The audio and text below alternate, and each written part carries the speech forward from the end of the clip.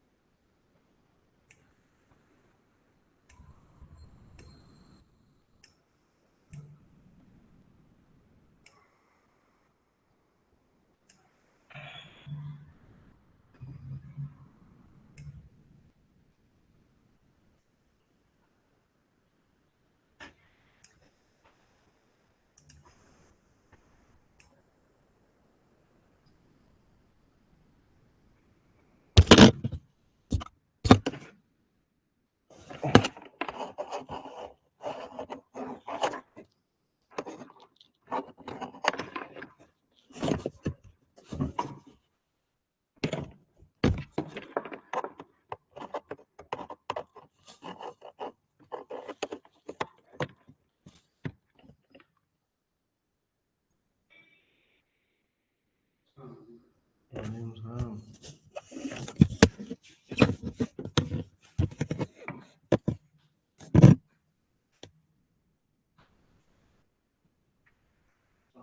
Waalaikumsalam.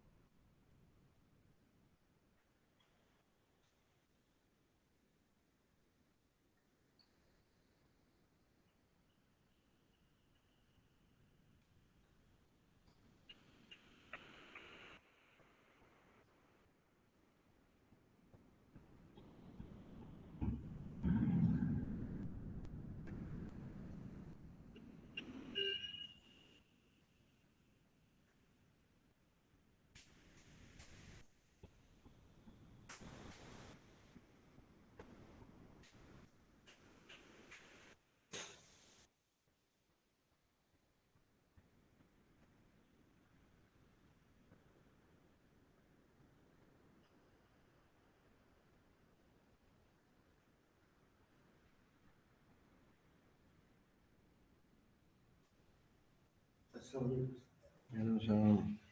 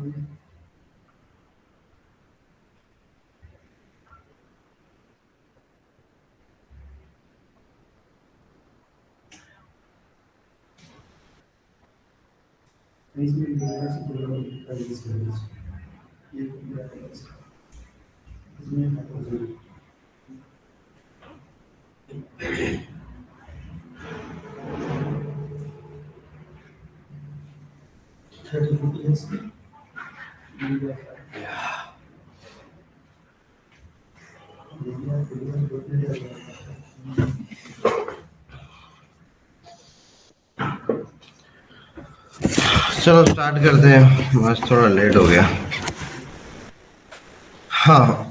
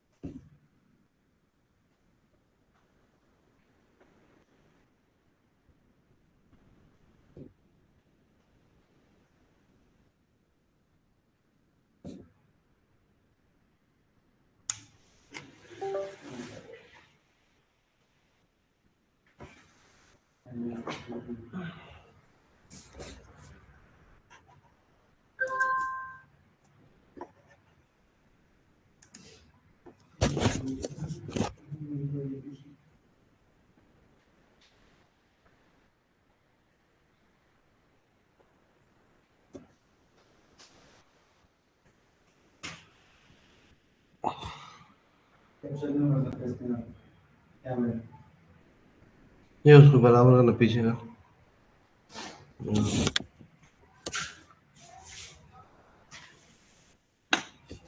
ऊपर कर सकते हैं यार, ऊपर करना है, ऊपर। डंडा ऊपर कर। हम्म।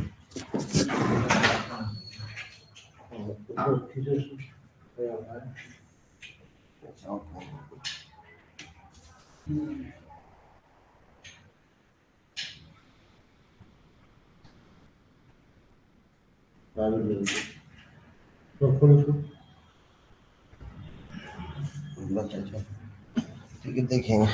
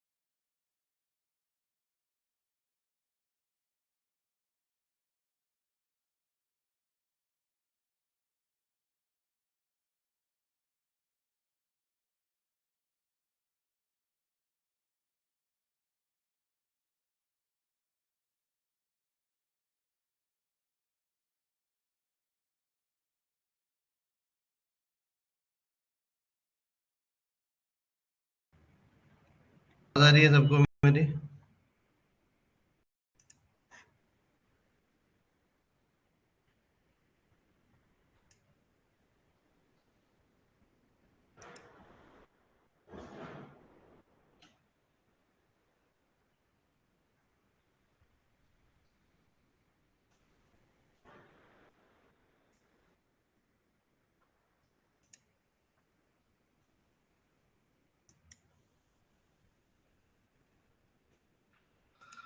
कल क्या क्या किया अपन ने?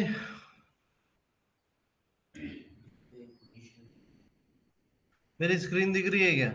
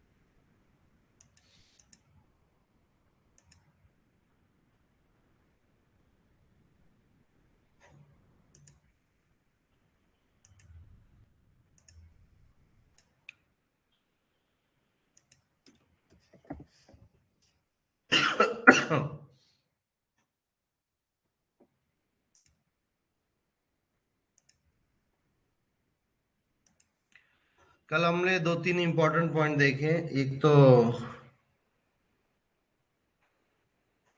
क्या देगा, डिस्प्ले। कितने टाइप के डिस्प्ले रहते हैं? मेजर कितने टाइप के डिस्प्ले रहते हैं? तीन। कौन कौन से?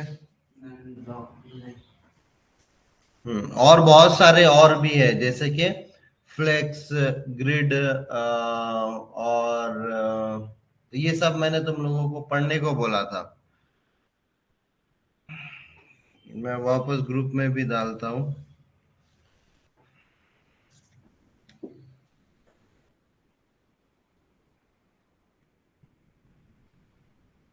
क्या क्या है वो?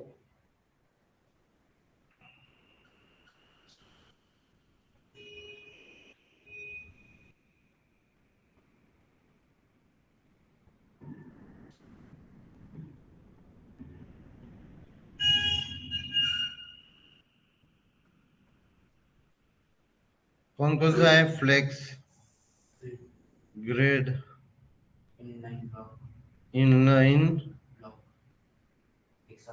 Inline dash block.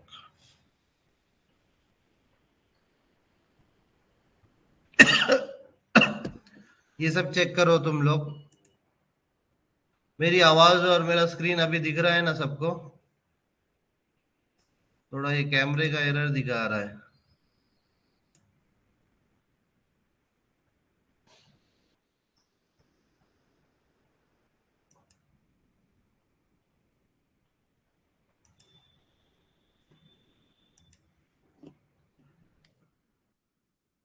तो सिर्फ भाईजान, आवाज आ रही है मेरी?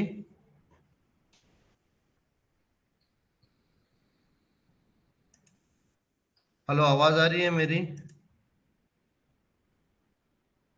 स्क्रीन भी दिख रहा है, राइट? ओके, चलो फिर मैं आगे बढ़ता हूँ। सो हम लोग ने क्या देखा था? डिस्प्ले प्रॉपर्टी देखा है कल। अलग अलग तरीके के डिस्प्ले देखा है, हिडन भी यूज करते हैं। Difference between display null and visibility hidden. Visibility colon hidden और डिस्प्ले कोलन नल, ये दोनों में क्या डिफरेंस है?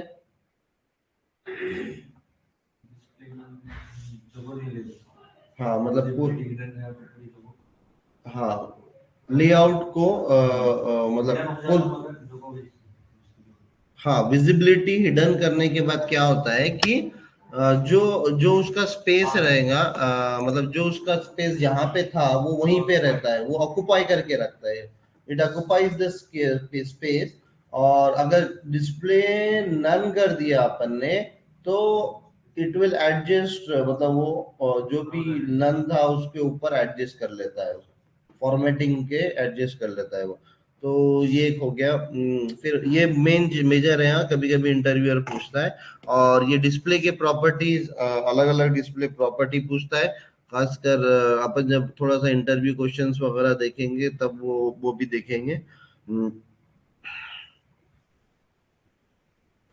ठीक है, तो हमने फिर बाद में पोजीशन देखे, पोजीशंस कैसे कैसे थे।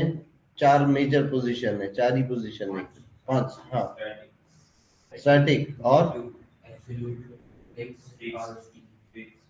बाय डिफॉल्ट क्या रहता है position, by default position static रहता है।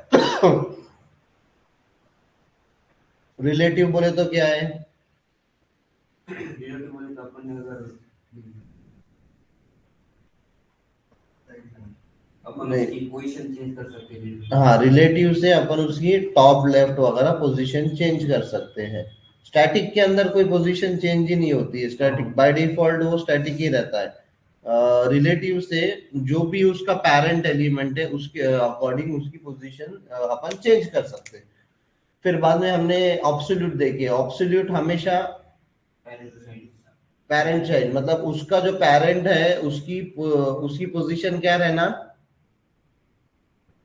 उसकी पोजीशन रिलेटिव रहना, तो चुने उसके अकॉर्डिंग अपने आप को। ऑब्सोल्यूट क्या है, एक फिक्स्ड पोजीशन देने के लिए यूज होता है। क्या करता है, मतलब वो ब्राउजर पे फिक्स रहता है, ब्राउजर पे नहीं रहता है, व्यू पोर्ट के हिसाब से नहीं रहता है। ऑब्सोल्यूट किसके हिसाब से रहता है, जो भी उसके पेरेंट है और वो पेरेंट को अपन ने डिस्प्ले रिलेटिव दिया हुआ है, उसके पेरेंट के अकॉर्डिंग वो पोजीशन क्या रहता है, ऑब्सोल्यूट रहता है, ऑब्सोल्यूट पोजीशन रहता है। फिर हमने क्या देखा, फिक्स्ड, फिक्स्ड बोले तो छोटा बड़ा व्यू पोर्ट के हिसाब से ऑलवेज वो कहीं ना कहीं या तो राइट साइड में, नीचे में या ऊपर में, जहां पे भी तुमको टॉप और लेफ्ट पोजीशन देके। और ये जो पोजीशन है ये टॉप लेफ्ट बॉटम राइट ये प्रॉपर्टी के साथ काम करता है, बराबर। और क्या देखा, स्टिकी, स्टिकी कब यूज करते हैं अपन, अगर अपने ऊपर की हेडिंग जो है वो दिखाना है नीचे स्क्रॉल करने के बाद। हाँ, हम लोग को कुछ हेडिंग या कुछ डिव हम लोग को दिखाना है, जैसे कि मैंने एग्जांपल दिया था तुमको टेबल का। जैसे अपने में एक्सेल के अंदर टेबल रहते हैं, अपन नीचे नीचे स्क्रॉल करते हैं तो कौन से टेबल की वैल्यू क्या है ये समझ में नहीं आती है। तो मैक्सिमम टाइम तुम लोगों को कंपनी क्या बोलती है कि वो जो हेडर है टेबल का उसको स्टिकी बना दो, या कोई डिव का जो हेडर है उसको क्या बना दो, स्टिकी बना दो। मतलब अगर मैंने नीचे स्क्रॉल करा भी तो उन्हें ने उसी की पोजीशन पे रहना, मैंने अगर नीचे स्क्रॉल करा भी तो उन्हें ने अपनी पोजीशन पर ही रहना, तो उसको क्या बोलेंगे, स्टिकी बोलेंगे। तो इस तरीके से ये चार पांच मेजर चीजें जो कि समझने के लिए भी थोड़ी सी अलग है और डिपेंडेंसी है, ये सब चीजें अपन ने देखा था। और कल हम लोग ने एक कंटेनर लिया था जिसकी पोजीशन रिलेटिव लिया था, और एक इमेज के ऊपर टॉप लेफ्ट राइट बॉटम में हमने क्या किया था, टॉप लेफ्ट राइट बॉटम में हमने क्या किया था, हमने क्या किया था, अपने जो टेक्स्ट को इमेज के ऊपर एडजस्ट किया था, इमेज के ऊपर एडजस्ट किया था टॉप लेफ्ट राइट बॉटम में। ओके, तो आज हम लोग आज हम लोग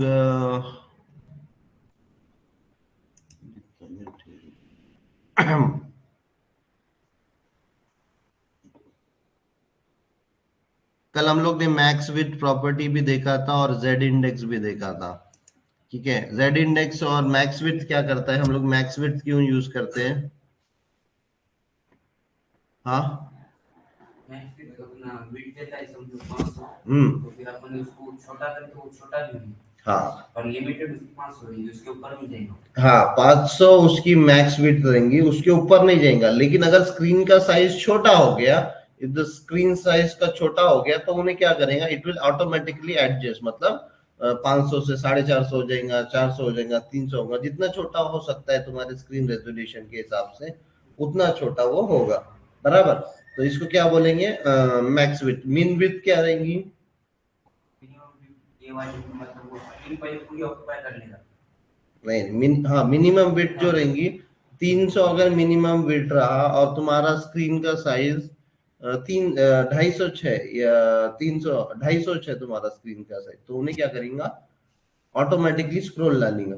लेकिन अगर तुम्हारा स्क्रीन का साइज 300 से बढ़ गया, मतलब 400, 500, 1000, वैसे तो 1000 उस पे, तो ऑटोमेटिकली इन्हें क्या करेंगे, कम से कम इतना होना, ज्यादा से ज्यादा कितना भी हो सकता है, वो स्क्रीन के अकॉर्डिंग उन्हें अपने आप को फुल स्ट्रेच कर देगा विड्थ को।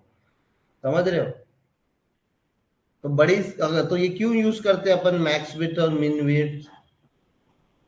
हाँ, अपना पेज अलग अलग स्क्रीन पे रिस्पॉन्सिव दिखाने के लिए, मतलब छोटे स्क्रीन पे आने के बावजूद भी अपना अपने स्क्रीन ने, our screen should adjust itself, इसीलिए दैट्स द रीजन हम लोग मैक्स विड्थ यूज करते हैं। ओके, फिर बाद में जेड इंडेक्स क्यों यूज करते हैं? इमेज के ऊपर, हाँ, इमेज के ऊपर या कोई भी टेक्स्ट को किसी के ऊपर भी लाना है, मतलब कोई डिव को भी एक के ऊपर एक लाना है, तो जेड इंडेक्स देते हैं अपन। तो इमेज के ऊपर टेक्स्ट लाना है या टेक्स्ट को इमेज के ऊपर लाना है, या 4 डिव है तुम्हारे पास, तो सबसे पहले ब्लू वाला डिव दिखना, बाद में ये दिखना, बाद में वो दिखना, बाद में वो दिखना, तो हर एक को क्या देते हैं अपन, जेड इंडेक्स देते हैं। जो सबसे ज्यादा जो जेड इंडेक्स रहेगा, जिसका सबसे ज्यादा जेड इंडेक्स रहेगा, वो क्या होगा, सबसे ऊपर दिखेगा वो। समझ रहे? तो तुम 1 2 3 4 5 देंगे जेड इंडेक्स अलग अलग डिव को, तो जो सबसे 5 वाला जेड इंडेक्स रहेगा वो सबसे ऊपर दिखेगा, फिर 4 वाला दिखेगा, उसके नीचे 4 वाला दिखेगा, फिर उसके। तो if you want to overlap the elements, अपने आप ओवरलैप एलिमेंट करना है, मतलब एक के ऊपर एक एलिमेंट है, and you have to decide the priority कि कौन सा एलिमेंट किसके ऊपर रहेगा, तब हम लोग क्या करेंगे, जेड इंडेक्स प्रॉपर्टी का यूज करेंगे, जेड इंडेक्स प्रॉपर्टी का यूज करेंगे। यहां तक सबको क्लियर? सबको यहां तक क्लियर जो भी बताया है अभी तक? किसी को प्रैक्टिस किया, किसी ने कुछ डिफिकल्टी आई? मेरे को तो लग रहा है कोई प्रैक्टिस कर रहा है क्या, नहीं कर रहा, किसी को डिफिकल्टी आ रही नहीं, कोई मैसेज नहीं आ रहा है, कुछ भी नहीं आ रहा है कि हमने ये प्रैक्टिस करे वो प्रैक्टिस करे।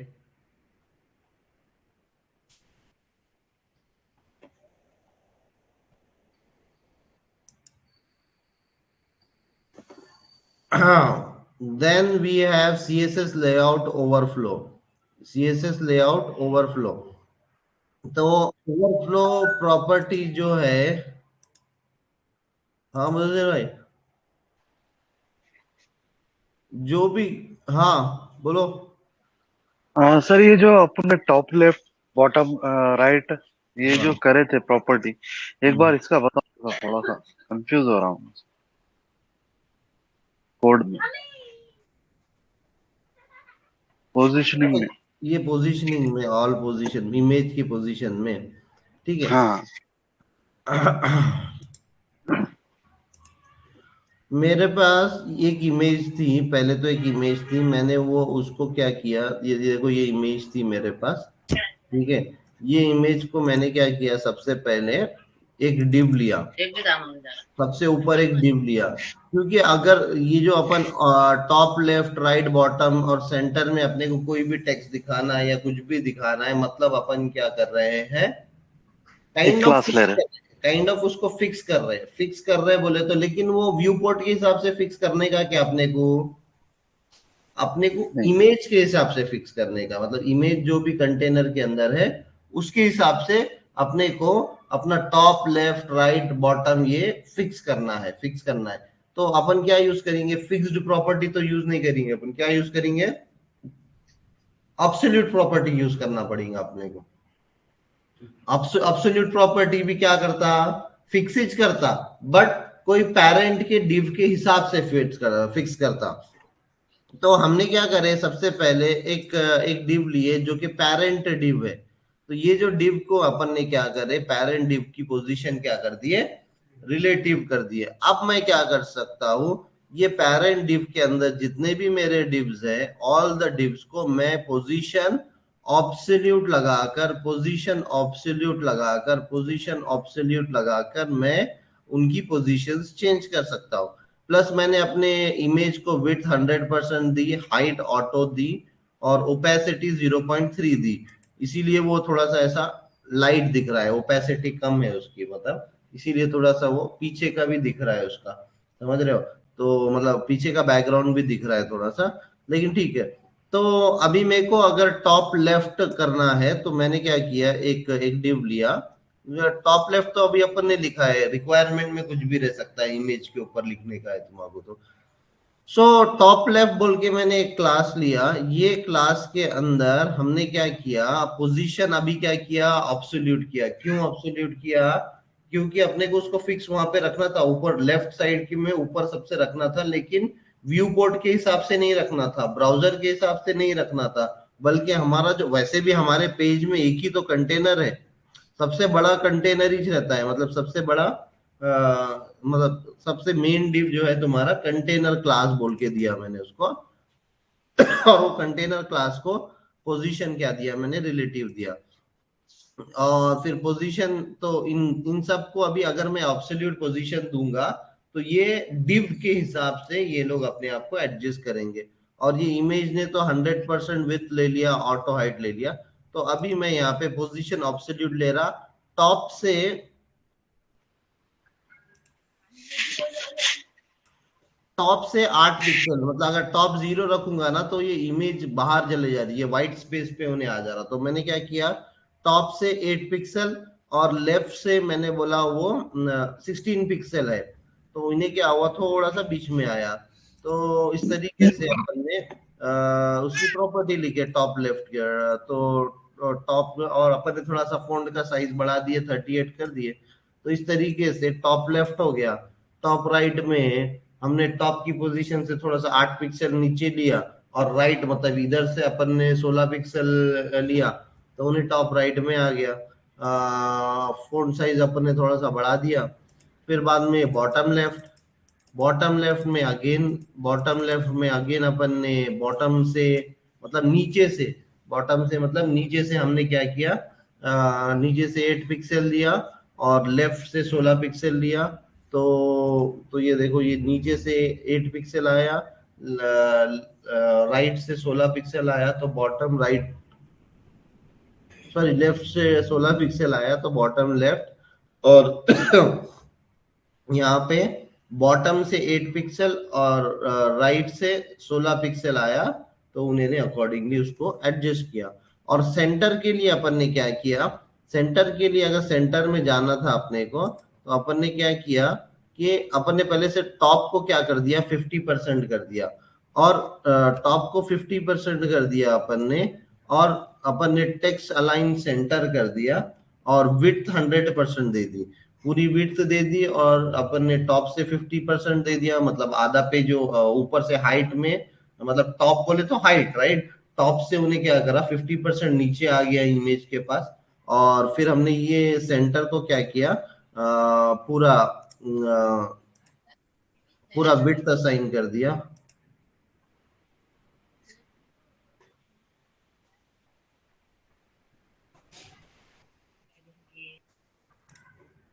ये देखो, मैं अगर इसके ऊपर होवर करने जाऊं, ये देखो, ये सेंटर, सेंटर के पास ये पूरा 100% विड्थ है, राइट? पोजीशन इसकी ऑब्सोल्यूट है, विड्थ है, टेक्स्ट अलाइन। अब ये देखो, टेक्स्ट अलाइन निकाल देता हूं मैं, तो देखो इधर लेफ्ट साइड में आ गया।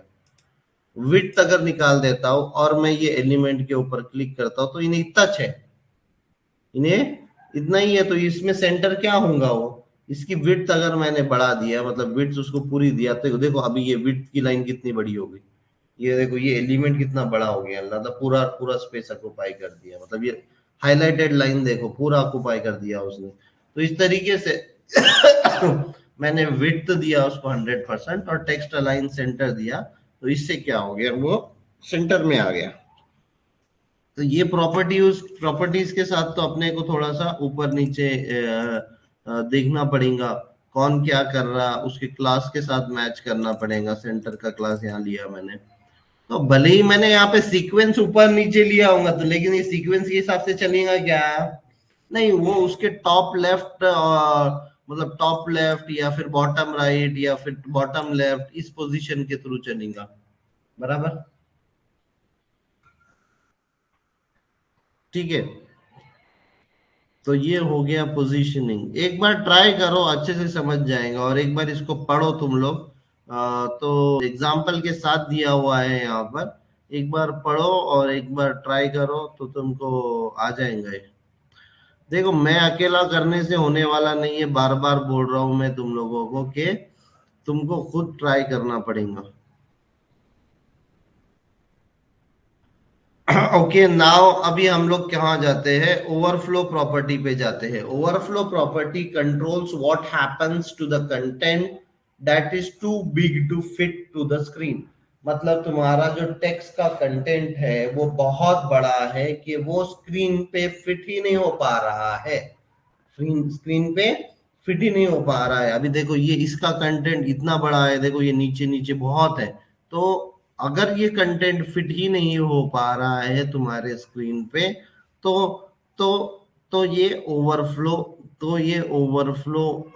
ओवरफ्लो काम में आता है। अभी जैसा कि देखो, ये मैं एक फाइल बनाता हूँ। आज डे 7 है क्या डे 8 है? कल के चेंजेस कमिट करते हैं।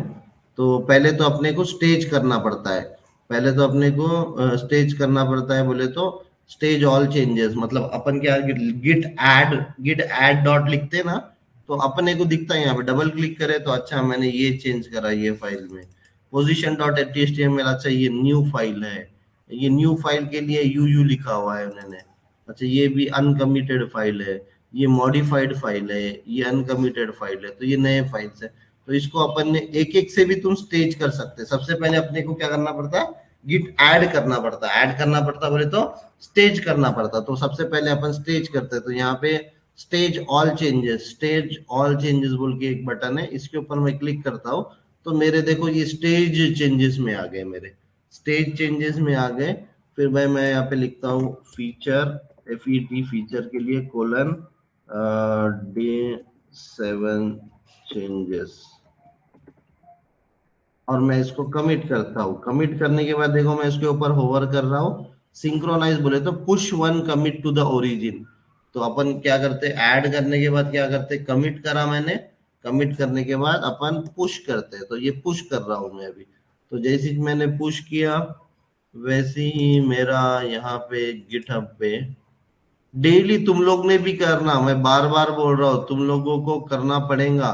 देखो मेरा ये ग्राफ, अगर तुम रोज ये करोगे ना, तो तुम्हारा ग्राफ बहुत भारी बनेगा, तुम्हारा ग्राफ बहुत भारी बनेगा। तुम्हारे कमिट्स जितने ज्यादा रहेंगे उतना अच्छा रहेगा, तुम्हारे कमिट्स जितने ज्यादा रहेंगे उतना अच्छा रहेगा, उतना अच्छा ग्राफ बनेगा।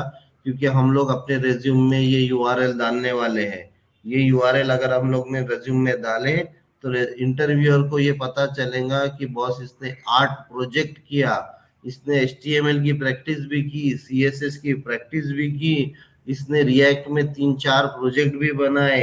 ये क्या पता चलेगा इंटरव्यू को, ये देख के पता चलेगा कि थोड़ा बहुत खराब भी इंटरव्यू गया तो भी उन्हें तुमको ले सकता है, इस बिना पे कि ठीक है इंटरव्यू में कुछ खास हुआ नहीं होगा, बंदे का डर गया होगा, लेकिन इन्होंने काम तो किया हुआ है बंदे ने।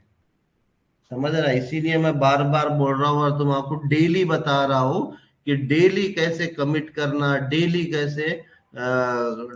कैसे तुम इसको अच्छे से काम कर सकते हो। ठीक है, इसके ऊपर अभी मैं ये CSS प्रैक्टिस में जाता हूँ। जैसे ही मैंने कोई ब्रांच बनाई तो मैं उसके अगेंस्ट एक पुल रिक्वेस्ट रेज करूंगा। क्यों? क्योंकि मेरे चेंजेस अभी एक ब्रांच, ऐसे ब्रांच में है जो लाइव नहीं है। अभी डे 7 के चेंजेस मेरे को लाइव करना है, और तो मैं क्या करूंगा कि अपना जो फीचर्स डे 7 वाली ब्रांच है, वो ब्रांच से मेन ब्रांच में मैं चेंजेस अपने मर्ज कर रहा हूँ। मर्ज करने के लिए पुल रिक्वेस्ट क्रिएट की जाती है, तो क्रिएट अ पुल रिक्वेस्ट करने का, और जैसी कोई अप्रूव वगैरह कर देगा तुम्हारी पुल रिक्वेस्ट, तुमको ये मर्ज करना है। मर्ज करने के बाद कंफर्म मर्ज का ऑप्शन आ रहा है, वो कंफर्म मर्ज पे क्लिक करना है। कंफर्म मर्ज होने के बाद अभी तुम्हारे चेंजेस जो कि अभी मेन ब्रांच, जो कि डिफॉल्ट ब्रांच है, जो कि लाइव ब्रांच है, वो लाइव ब्रांच में तुम्हारे चेंजेस चले गए। ठीक है। अब मैं अपने लोकल पे वो लाइव ब्रांच के चेंजेस आएंगे नहीं। देखो यहाँ पे अभी मैं ब्रांच शिफ्ट कर रहा हूँ, मेन ब्रांच में जा रहा हूँ। जैसे ही मैं मेन ब्रांच में गया, वैसे ये ऑल पोजीशन वाला जो फाइल था, वो जो मैंने बनाया था, वो अभी तक आया नहीं है यहाँ पर। आया क्या? नहीं आया है। नहीं आया है। क्यों नहीं आया है? क्योंकि मैंने लेटेस्ट, तो अब जब मेरे को यहाँ पे वो, क्योंकि वो मैंने कमिट कहाँ पे किया? ब्राउजर पे किया, क्लाउड पे किया। तुम्हारे लोकल पे थोड़ी मैंने मेन ब्रांच में कमिट किया। तो मेन ब्रांच अभी मैंने जो भी मेन ब्रांच में डाल दिया है, मेरे खुद की ब्रांच से, डे 7 वाली ब्रांच से मैंने मेन ब्रांच में चेंजेस तो डाल दिया, लेकिन वो चेंजेस अभी भी लोकल पे आए नहीं है। क्यों नहीं आए हैं लोकल पे? क्योंकि मैंने एक कमांड बताई थी, गिट पुल। मतलब अगर लोकल से रिमोट पे भेजना है तो पुश करेंगे, नहीं तो अपन क्या करेंगे? पुल करेंगे। तो ये अगर देखो, अभी ये देखो, 3 चेंजेस उन्हें बता रहा है, थोड़ी देर लगी उसको, लेकिन 3 चेंजेस वो बता रहा है कि जो 3 चेंजेस जो बता रहा है, जो कि तुमको पुल करना पड़ेगा। 3 कमिट्स फ्रॉम ओरिजिन। पुल, पुल बोले तो वहां से लेके आओ, ओरिजिन पे से लेके आओ, ओरिजिन मेन बोले तो रिमोट पे से लेके आओ। समझ रहे हो? या तो तुम एक कमांड फायर करेंगे, गिट पुल ओरिजिन बोल के, गिट पुल ओरिजिन, क्योंकि ये इसको 3 चेंजेस विजुअल स्टूडियो को डिटेक्ट करने को टाइम लगा। या तुमको पता है कि चेंजेस हुआ है, तो गिट पुल ओरिजिन लिख देना, तो तुम्हारे चेंजेस यहाँ पे आ जाएंगे। ये आ जाएंगे। देखो, ये रिफ्रेश बटन की जरूरत नहीं है। और ये नहीं तो ये रिफ्रेश बटन जब भी कोई चेंजेस करे, या फिर जब भी क्लाउड में कोई चेंजेस हुआ वो तुमको लेना है, तो ये रिफ्रेश बटन दबाने का। तो अब देखूंगा मैं, तो ये देखो, ऑल पोजीशन अभी तक दिख नहीं रहा था HTML, अब दिख रहा है, क्योंकि मेरे पास लेटेस्ट चेंजेस जो भी क्लाउड पे थे वो यहाँ पे आ चुके हैं। ठीक है। अब मैं वापस से एक नया काम मिला मेरे को, तो अब मैं नया ब्रांच बना रहा हूँ। मेरे को एक नया काम मिला, मेरे को एक नया पेज बनाने को मिला। मैं नया पेज बना रहा हूँ, मेरे को एक टास्क नंबर मिला। मेरे को एक टास्क नंबर मिला, तो मैंने वो टास्क नंबर डाला, और मैं डे 08 बोल रहा हूँ। एक नई ब्रांच बनाना, ब्रांच बनाने का सिंटैक्स है ये, फीचर लिखने का, स्लैश लिखने का, और फिर अब ये ब्रांच, अभी भी ये ब्रांच कहाँ पे बनी हुई है? मेरे लोकल पे बनी हुई है। क्लाउड पे जाऊंगा तो दिखेंगी क्या ये ब्रांच? नहीं दिखेंगी, ये ब्रांच नहीं दिखेंगी। कब तक नहीं दिखेंगी? या तो मैं कुछ चेंजेस पुश नहीं करता, या तो मैं यहाँ पे ये ब्रांच को पब्लिश नहीं करता। जब तक मैं पब्लिश नहीं करता, ये ब्रांच मेरे को क्लाउड पे नहीं दिखेंगी। अभी के लिए मैं पब्लिश करके रखता, तो ताकि मैं सिंक्रोनाइज रहूं। ठीक है। तो अब मैं अपना पेज बनाना, या अपने लोकल पे कुछ कोई भी चीजें कर सकता हूँ, जो कि किसी को कोई इफेक्ट नहीं गिरेगा उससे। उससे किसी को कोई इफेक्ट नहीं गिरेगा। So now let start overflow.html file.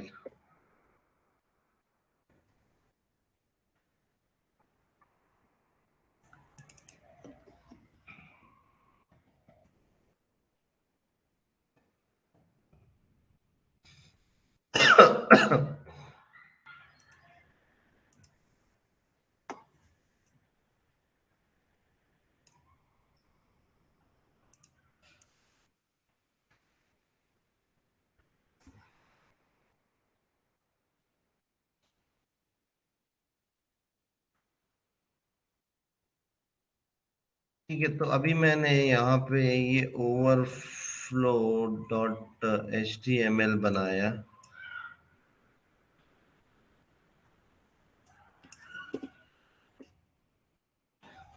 ठीक है, मैंने ये overflow.html बनाया। ये overflow.html में मैंने हेडिंग दिया, p टैग दिया कुछ तो भी, और एक div लिया।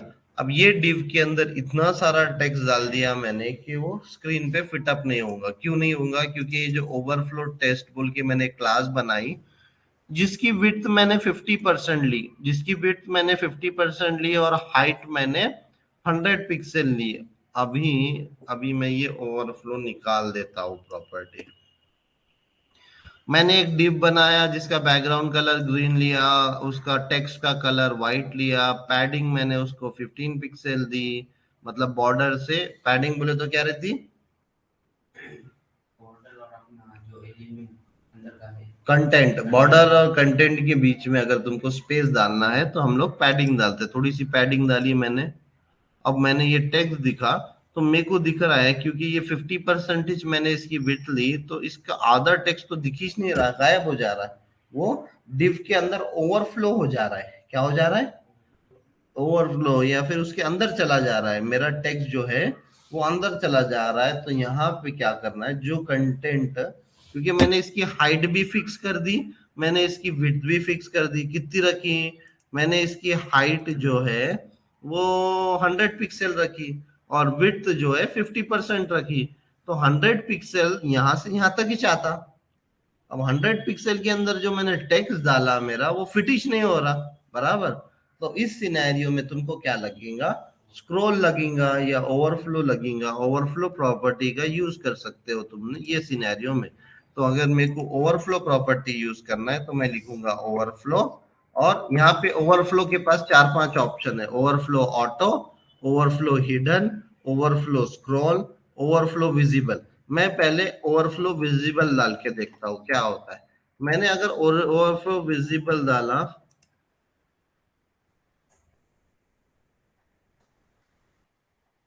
ओवरफ्लो विजिबल से कुछ नहीं हो रहा है। ओवरफ्लो विजिबल की जगह अभी चलो ओवरफ्लो स्क्रॉल डालते हैं। ओवरफ्लो स्क्रॉल डाला मैंने तो देखो ये ऑटोमेटिकली राइट साइड का स्क्रॉल आ गया।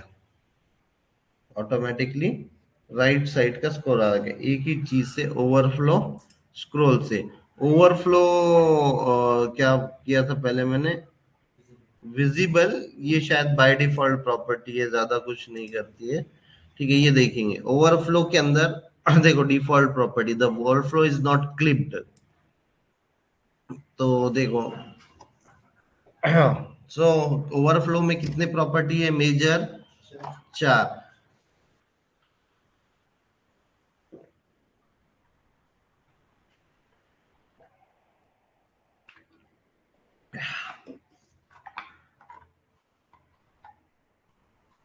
कौन कौन सा प्रॉपर्टी है? ओवरफ्लो विजिबल जो कि डिफॉल्ट प्रॉपर्टी है। तो ये नॉट क्लिप्ड मतलब वो जो भी कंटेंट है outside the elements box display कर देता है। ये देखो यहाँ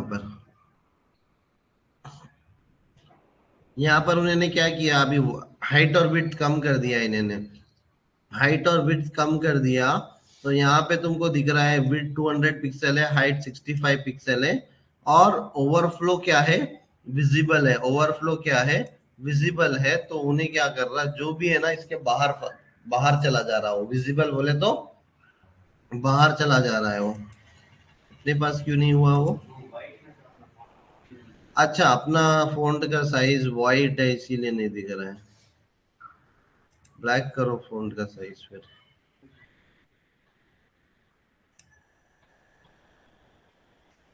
ब्लैक करके यहाँ पे ओवरफ्लो विजिबल करते हैं। देखो ओवरफ्लो विजिबल किया मैंने, तो उन्हें क्या हुआ, जो भी डिव का कितना भी साइज होगा बोला उन्हें, मेरे को मेरा टेक्स्ट तो दिखाना ही है। तो उन्हें ने क्या किया उसको बाहर ला लिया। तुम्हारे बहुत सारे साइटों पे ये गलतियां दिखते, जैसे छोटा स्क्रीन हो जाता, वो टेक्स्ट स्क्रीन के बाहर चला जाता और तुमको वो डिव के नीचे दिखता है। खासकर अपने गवर्नमेंट के साइटों पे तुमको ये बहुत दिखता है। खैर, अम, तो ये एक हो गया। दूसरा हो गया, जब तुम छोटा बड़ा करोगे स्क्रीन तब भी ये होता है। दूसरा हो गया कि ये विजिबल नहीं रखना है, मुझे क्या करना है, हिडन कर देना है। क्या करना है? हिडन। तो मैं क्या कर सकता हूँ, इसको हिडन कर सकता हूँ। ये हिडन बोले तो अंदर चला गया। पहले वो हिडन नहीं था, वो व्हाइट टेक्स्ट के कारण वो दिख नहीं रहा था, बराबर। व्हाइट टेक्स्ट के कारण वो दिख नहीं रहा था बाय डिफॉल्ट। अगर मैंने ओवरफ्लो प्रॉपर्टी दिया ही नहीं, अगर मैं बाय डिफॉल्ट प्रॉपर्टी ओवरफ्लो दिया ही नहीं मैंने, तो क्या रहेगा वो? बाय डिफॉल्ट क्या रहेगा, कोई भी टेक्स्ट विजिबल रहेगा। ठीक है, ओवरफ्लो प्रॉपर्टी क्या रहेंगी? विजिबल रहेंगी। अभी मैंने क्या कर दिया, ओवरफ्लो प्रॉपर्टी हिडन कर दिया। हिडन कर दिया बोले तो अब वो div के पीछे है वो हाइड होगी, जो भी एक्स्ट्रा की है, जो भी एक्स्ट्रा के तुम्हारा टेक्स्ट है वो क्या हो गया, हाइड हो गया। वो क्या हो गया, हाइड हो गया, ये हिडन हो गया। फिर बाद में मैं बोला यार ये ओवरफ्लो हाइडन भी नहीं चाहिए, अपन क्या करते हैं इसको ओवरफ्लो स्क्रॉल करते हैं। ठीक है, अभी ओवरफ्लो स्क्रॉल करा मैंने तो ऑटोमेटिकली यहाँ पे क्या आ गया, स्क्रॉल आ गया। ठीक है, ऑटोमेटिकली यहाँ पे स्क्रॉल आ गया। और कौन सा प्रॉपर्टी है, एक ऑटो है। ऑटो से क्या होता है कि जहां जहां भी रिक्वायर्ड स्क्रॉल लग रहा, वो स्क्रॉल उन्हें लगा देता है ऑटोमेटिकली ब्राउजर के हिसाब से। अभी देखो, पहले मैंने स्क्रॉल लगाया था तो राइट साइड का नीचे का भी स्क्रॉल आया था और राइट साइड का भी स्क्रॉल आया था बराबर। तो ब्राउजर बोलता है कि मेरे को नीचे का नहीं लग रहा है ना, तो मैं क्यों लगाऊंगा, बराबर। अब अगर मेरा स्क्रीन छोटा हो जाता है, समझ लो इतना छोटा हो जाता है कि वो विड्थ, अच्छा वो विड्थ एडजस्ट कर ले रही है 50%। अभी इसको विड्थ को 100% करके ट्राई करते हैं। विड्थ 100% नहीं, कम से कम 500 पिक्सल कर देते हैं। ठीक है, 500 पिक्सल मैंने कर दिया। अब मैं इसको रिफ्रेश करता हूँ। अब मैंने जैसे ही छोटा हुआ तो खैर ब्राउजर को ही स्क्रॉल लग गया ऑटो, अपने एलिमेंट को नहीं लगा। ठीक है, अगर अपने को एक्स और वाई दोनों का स्क्रॉल लगाना है, ऑटो से उन्हें जितना कंटेंट लगाना है उसको लगा रहा है, राइट साइड का नहीं लगा रहा है। स्क्रॉल बोलेंगे तो तुम दोनों साइड लगा रहा है। फिर बाद में अपने पास एक ऑप्शन है scroll dash x, scroll dash x. तो क्या होगा, एक्स एक्सिस पे स्क्रॉल लग देंगे, scroll dash x, x axis पे स्क्रॉल लग गया। हाँ, यही लगा क्या, रुको देखेंगे।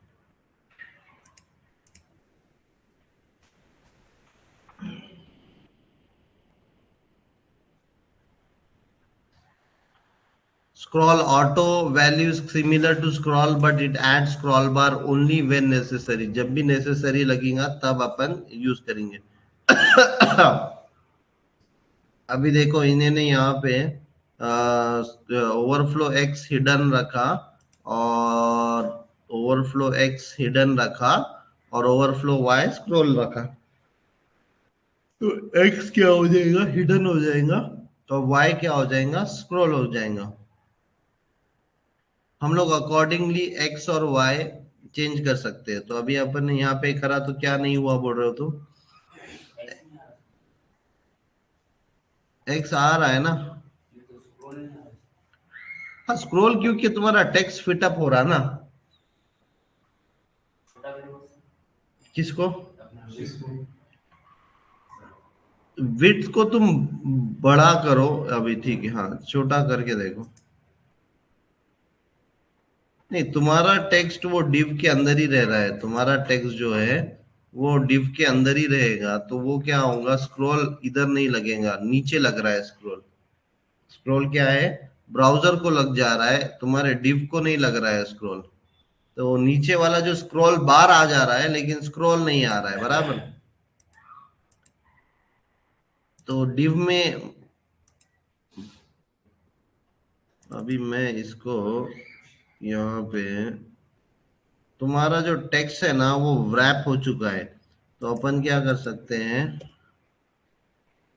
नो रैप या फिर एक टेक्स्ट का नो रैप बोल के है। मतलब उन्हें क्या करेंगे, सीधा सीधा सीधा अंदर लेके जाएंगे।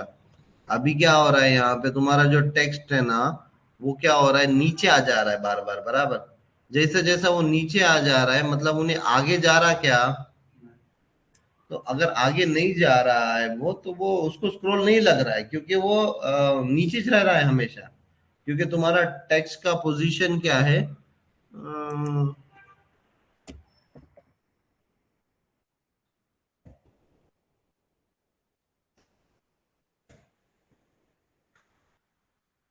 व्हाइट स्पेस नो रैप बोल के डालो। ये एक प्रॉपर्टी है, व्हाइट स्पेस नो रैप बोल के डालो। तो अब क्या होगा तुम्हारा पूरा टेक्स्ट एक ही लाइन में आ गया। तो अब तुम्हारा स्क्रॉल एक्स लगा, बराबर। तुम्हारा जब टेक्स्ट बाय डिफॉल्ट क्या रहता, व्हाइट स्पेस जो है वो रैप रहता बोले तो ऑटोमेटिकली उन्हें नीचे आ जाता, समझ रहे हो।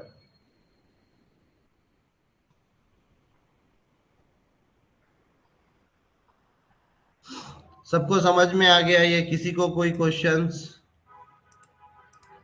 क्वेश्चंस किसी को कोई क्वेश्चंस?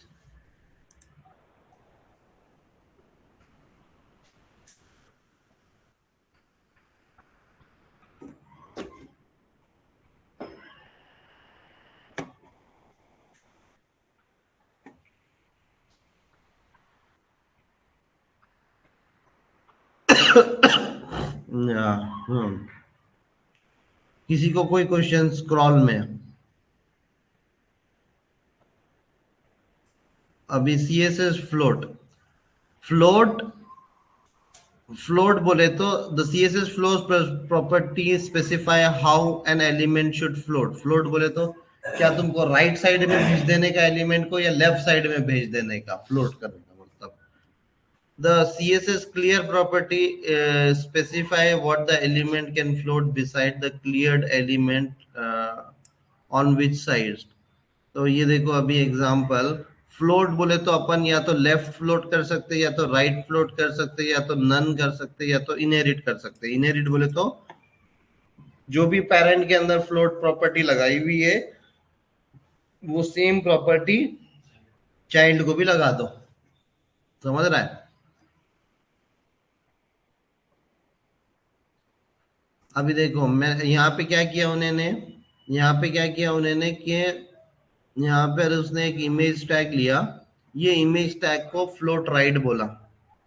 अब ये इमेज टैग को फ्लोट लेफ्ट बोलता हूं मैं, और इसको रन करता हूं तो देखो उन्हें लेफ्ट में आ गई और टेक्स्ट ऑटोमेटिकली फ्लोट हो गया, तो टेक्स्ट ऑटोमेटिकली शिफ्ट हो गया। तो फ्लोट प्रॉपर्टी जब भी तुमको ऐसा टेक्स्ट और इमेज और टेक्स्ट ऐसा कुछ तो दिखाना है ना, तब हम लोग क्या करते हैं, फ्लोट प्रॉपर्टी यूज करते हैं, फ्लोट प्रॉपर्टी।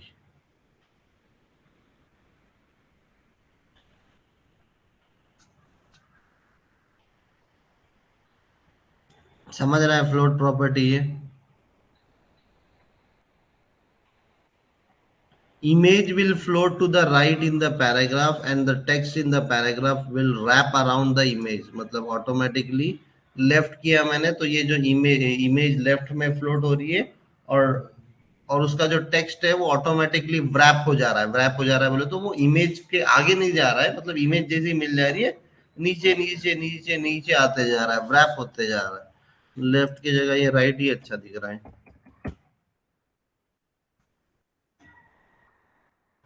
समझा ये? Float property, float right, float left, इस तरीके से तुम लोग अलग अलग फ्लोट प्रॉपर्टी दे सकते हो। नो फ्लोट करा तो देखो क्या हो गया, नो फ्लोट करा तो सबसे पहले इमेज आ गई, बाद में पैराग्राफ चालू हुआ, बराबर। और ये पहले लाइन ने, वो इमेज बोल रहा वो एक ही लाइन में है, तो इमेज ने क्या करा, ऑटोमेटिकली पहले लाइन को विड्थ इतना बड़ा दे दिया, तो पहला लाइन तुम्हारा ऐसा आ गया, समझ रहे हो। फ्लोट नन से float next to each other. ये देखो ये एग्जांपल बहुत बहुत पूछता है इंटरव्यू में। मेरे को डिव को बाजू बाजू लाके बताओ बोलता है उन्हें।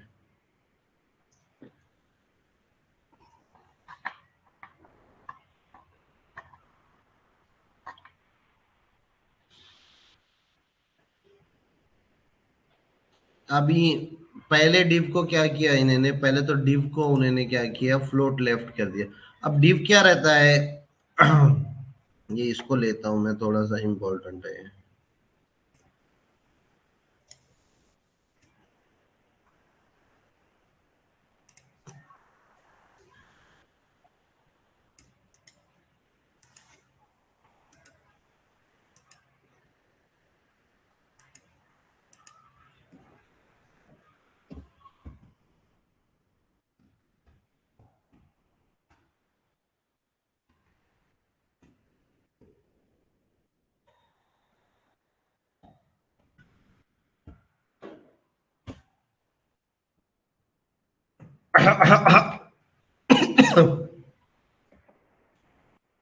तो मैंने अभी यहाँ पर फ्लोट लिया,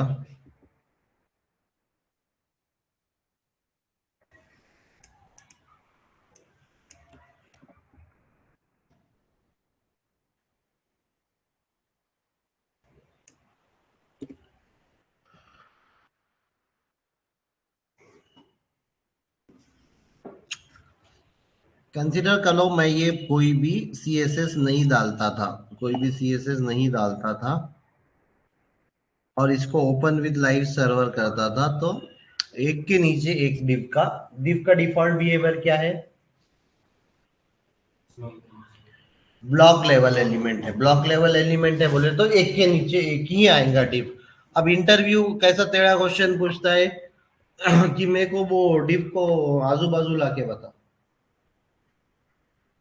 एक div को दूसरे div को चिटका के बताओ, ठीक है। तो अपने को पहले तो फिर इसने क्या किया, हाँ यहाँ पर तो मैंने क्या किया, अभी यहाँ पे इसको अभी फ्लोट फ्लोट नहीं नहीं है समझ लो, यहाँ पे फ्लोट नहीं है तो ये div एक के नीचे एक ही है।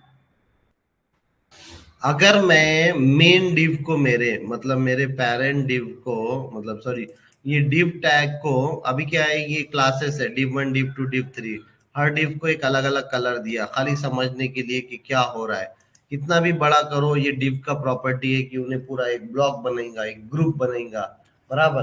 ब्लॉक लेवल एलिमेंट है तो एंटर मारेगा, थोड़ी सी पैडिंग गिडिंग देगा। तो अगर मैंने इसको फ्लोट लेफ्ट लिख दिया तो देखो वो ऑटोमेटिकली अपने टेक्स्ट के हिसाब से जितना टेक्स्ट है उतना ही स्पेस लिया उसने और आजू बाजू आ गया, आजू बाजू आ गया। तो इस तरीके से भले ही वो div है, फ्लोट लेफ्ट करने से क्या हो गया कि वो आजू बाजू next to each other float करने लगा, वो फ्लोट करने लगा, नेक्स्ट टू ईच अदर आ गया वो। हाँ देखो फ्लोट राइट करके इधर से आया, फ्लोट नन करो, बाय डिफॉल्ट फ्लोट नन रहता।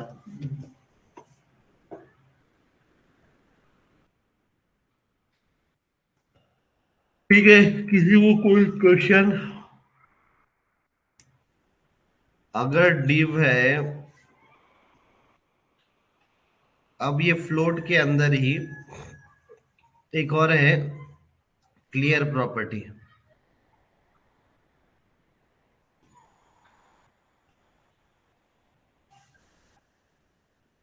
अभी क्या होता है कि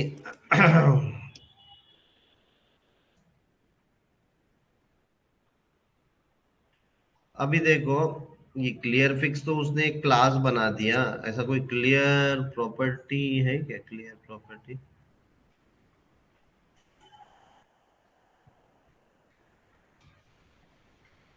अच्छा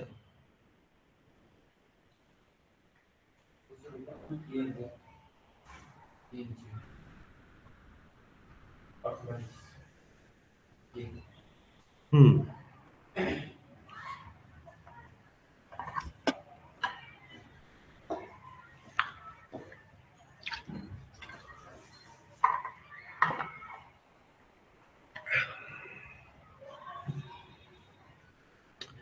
फ्लोट में क्या प्रॉब्लम होता है, अभी फ्लोट में क्या प्रॉब्लम हो रहा है, क्या प्रॉब्लम हो रहा है फ्लोट में कभी कभी कि ये देखो सबसे पहले यहाँ पर उसने क्या किया, एक div लिया और ये div का इतना ही छोटा कंटेंट है, लेकिन मतलब अभी क्या हो गया कि तुम्हारा div क्या हो गया, div छोटा हो गया, इमेज बड़ी हो गई।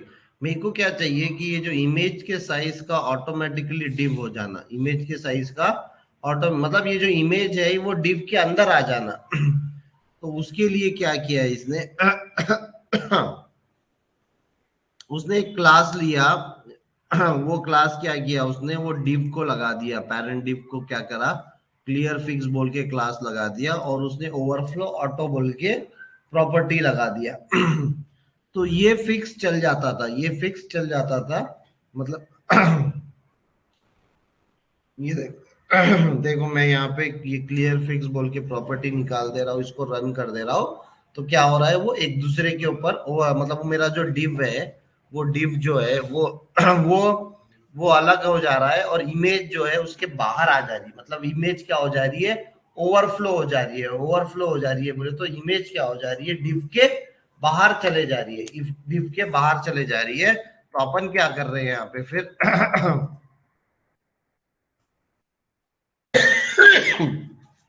एक प्रॉपर्टी लिया अपन ने, एक क्लास बनाई, और वो क्लास को क्या किया, ओवरफ्लो ऑटो कर दिया। ओवरफ्लो ऑटो करने से क्या हुआ अभी, कि वो इमेज क्या हो गई, ऑटोमेटिकली ओवरफ्लो हो गई। ओवरफ्लो हो गई बोले तो उन्होंने क्या करा, वो डिव को ऑक्युपाई कर लिया, डिव के अंदर ही रहा, वो डिव के बाहर गया क्या, नहीं गया, वो इमेज डिव के बाहर नहीं गया।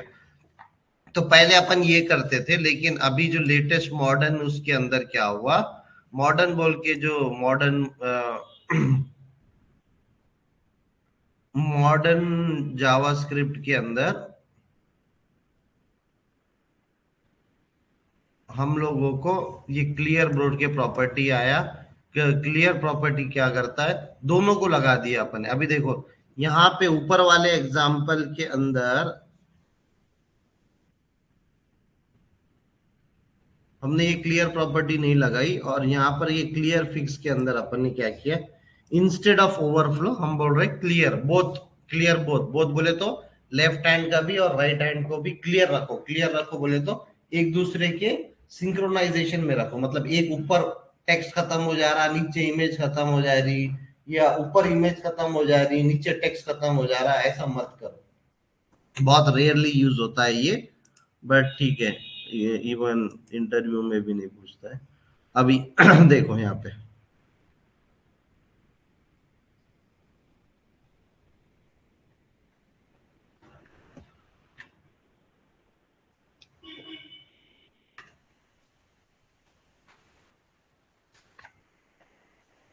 ये फ्लोट प्रॉपर्टी मेजरली जो है ना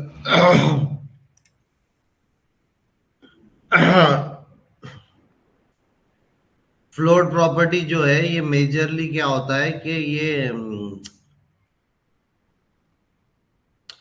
ये इमेजेस के साथ खेलने के लिए काम में आता है। अब एक और प्रॉपर्टी है यहाँ पे, box size property. Box size property, what is a box sizing? Box sizing, you can easily create three floating boxes side by side.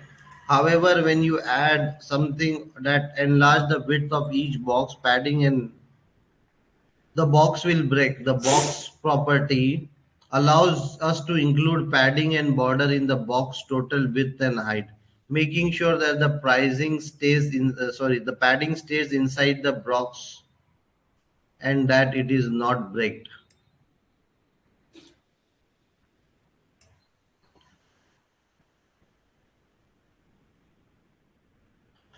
अभी अपन ने क्या देखा था, पैडिंग और मार्जिन वगैरह देखा था ना। तब क्या हो गया था, अगर मैं पैडिंग लेफ्ट दे रहा और विड्थ भी दे रहा तो क्या हो रहा था, बॉक्स का साइज क्या हो जा रहा था, बॉक्स का साइज क्या हो रहा था, मैंने पैडिंग लेफ्ट दिया 50 और विड्थ दिया 300, तो क्या हो रहा था, प्लस हो जा रही थी, वो 350 की बॉक्स की विड्थ हो जा रही थी बराबर। क्यों? क्योंकि क्या इफेक्ट कर रहा था, पैडिंग इफेक्ट कर रहा था। अगर मेरे को ऐसा नहीं चाहिए, मैं बोल रहा हूं कि यार पैडिंग ने मेरे विड्थ को इफेक्ट नहीं करना, पैडिंग और बॉर्डर और मार्जिन ने मेरे विड्थ को इफेक्ट नहीं करना, उन सिनेरियो में हम लोग क्या कर सकते हैं कि ये जो स्टार है, स्टार सेलेक्टर के थ्रू हमने क्या दिया, बॉक्स साइजिंग बोला, बॉर्डर बॉक्स बोल दिया। तो क्या बोल रहे हैं अभी अपन, मतलब बॉर्डर और जो दूसरे चीजें हैं, क्योंकि बॉर्डर और पैडिंग आएंगी तो विड्थ के साथ उन्हें खेल के क्या करेंगी, उसको ब्रेक कर देंगी। तो मैंने अगर पैडिंग भी डाला तो वो विड्थ के साथ एडजस्ट हो जाना, विड्थ के साथ एडजस्ट हो जाना। इसीलिए ये स्टार बोले तो यूनिवर्सल मतलब सभी एलिमेंट्स को, जितने भी मेरे पेजेस है उन सभी एलिमेंट को बॉक्स साइजिंग जो है बॉर्डर बॉक्स डाल दो। बॉर्डर बॉक्स डालने से क्या होगा कि जो पैडिंग वगैरह अपन डालते हैं वो वो तुम्हारे विड्थ को बड़ा नहीं करेंगे, क्योंकि तुम विड्थ बढ़ाते हो और पैडिंग भी देते हो, तुमको समझ में नहीं आता है कि क्या हो रहा है, ये क्यों बढ़ रहा है। मतलब अभी अपन ने पढ़ लिया इसीलिए ठीक है, तुमको क्लिक हुआ वो टाइम पे तो ठीक है, लेकिन बहुत सारों को वो क्लिक नहीं होता है कि इन्हें विड्थ के साथ प्लस भी कर ले रहा, फिर तुम इंस्पेक्ट करके देखते हो तो इसकी तो विड्थ 350 400 चली जा रही है बोलते हो तुम। तो उस सिनेरियो को अगर तुमको अवॉइड करना है तो क्या करना, बॉक्स साइजिंग जो प्रॉपर्टी है वो उसको यूनिवर्सली सेट कर देना बॉर्डर बॉक्स पे, यूनिवर्सली सेट कर देना बॉर्डर बॉक्स पे। जो बॉक्स प्रॉपर्टी है उसको हम लोग यूनिवर्सली सेट कर देंगे बॉर्डर बॉक्स पे, ठीक है। अभी देखो हमने यहाँ पे बॉक्स बॉर्डर बॉक्स कर दिया। अब मेरे पास तीन इमेज है, एक इटली की है, एक फॉरेस्ट की है, एक माउंटेन्स की है। वो तीन इमेज को मेरे को साइड बाय साइड लेके आना है। तो तो अपन ने क्या किया, फ्लोट प्रॉपर्टी यूज किया, फ्लोट लेफ्ट, विड्थ जो है 33.3 दिया। 33.3 क्यों दिया, क्योंकि जनरली पूरा टोटल कितना है 100, टोटल कितना है 100% है। 100% में से सबको अगर इक्वली डिवाइड करना है तीन में तो 33.3, तो हर एक इमेज को मैंने क्या दिया 33.3 दिया, 33.3 दिया, 33.3% का विड्थ दिया, बराबर 100 डिवाइडेड बाय 3 33.3%। और फिर मैंने पैडिंग वगैरह दिया थोड़ी सी। और और मैंने अभी क्या कर रहा, मैंने फ्लोट कर दिया। अगर मैं ये निकाल देता हूँ प्रॉपर्टी तो क्या हो रहा, ये देखो मैंने ये प्रॉपर्टी निकाल दिया तो ये इमेज वो उसके ऊपर चिटक जा रही है, लेकिन अगर मैंने ये प्रॉपर्टी डाला, अरे यार ये प्रॉपर्टी डाला क्लियर बोथ को, तो इन्हें ने थोड़ा सा स्पेस दिया, मतलब इक्वली डिवाइड कर दिया स्पेस थोड़ा सा। अभी कैसा है विड्थ 100%, अगर मेरा ये विड्थ 50% रहता था, अगर मेरा ये विड्थ 50% रहता था तो क्या होता था, एक नीचे इधर आई एक नीचे इधर आई। और क्योंकि मैंने यहाँ पे क्लियर लगाया तो उन्हें ने एक स्पेस छोड़ दिया। अगर मैं ये क्लियर नहीं लगाता था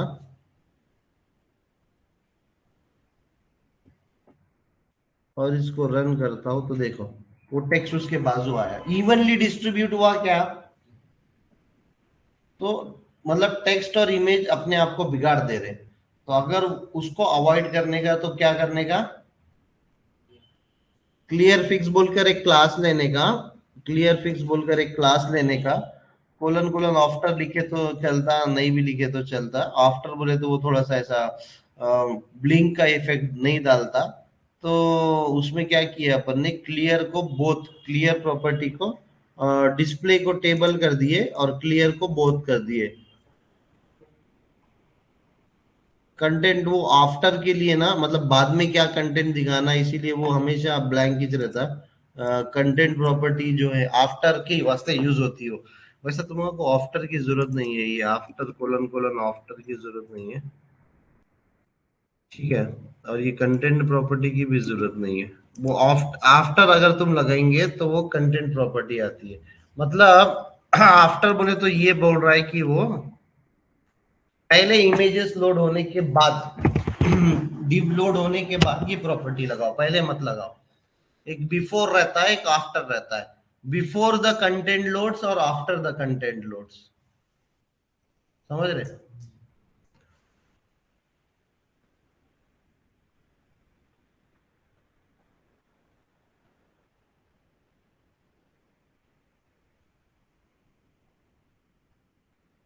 इसमें हर एक इमेज को उसने साइज 100% दिया, हाँ। और एक इमेज कंटेनर लिया, इमेज कंटेनर में हम लोग ने 50-50% दिया।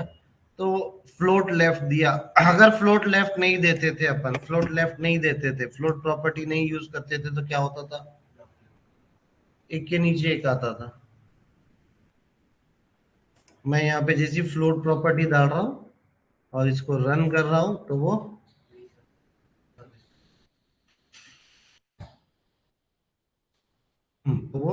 एक के बाजू एक आ रहा। ठीक है,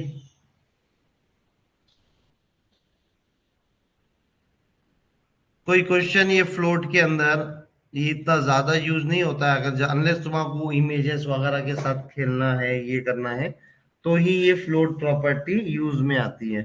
तो देखो, कोई भी नई प्रॉपर्टी आई तो प्रॉपर्टी का कुछ ना कुछ डेफिनेशन रहता है, गूगल पे कर जाने का। जैसा कि मेरे को याद था कि व्रैप टेक्स्ट बोल के कुछ तो भी रहता, मैंने गूगल करा, उसका सिंटैक्स दिया, डाल दिया, समझ में आ रहा है। तो कोई भी तुमको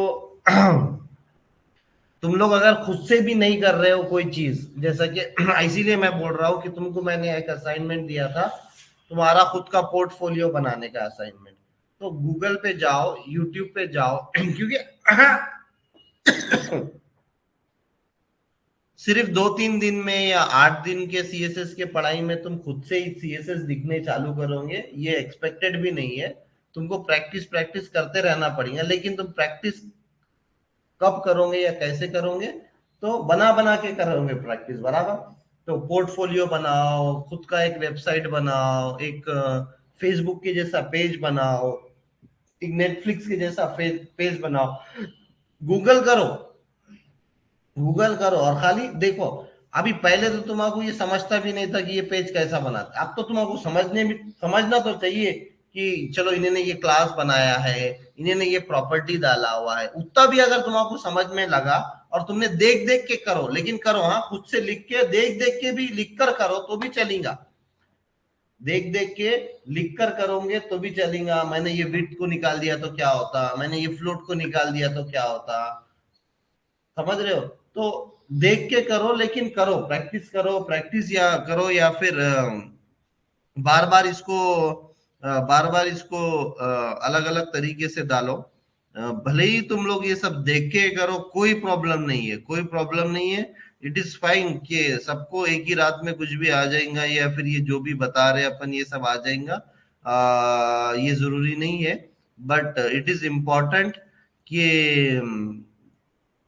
कि तुम लोग ये देख देख के तो भी एटलीस्ट समझो। अच्छा, इसने यहाँ पे बॉडी के अंदर यूएल टैग लिया, एल आई टैग लिखा, चलो ये एचरेफ ए टैग लिया, इसमें होम वगैरह दिया, ये एक क्लास लिया उन्होंने एक्टिव, इसीलिए मेरे को ये होम एक्टिव दिखा रहा है।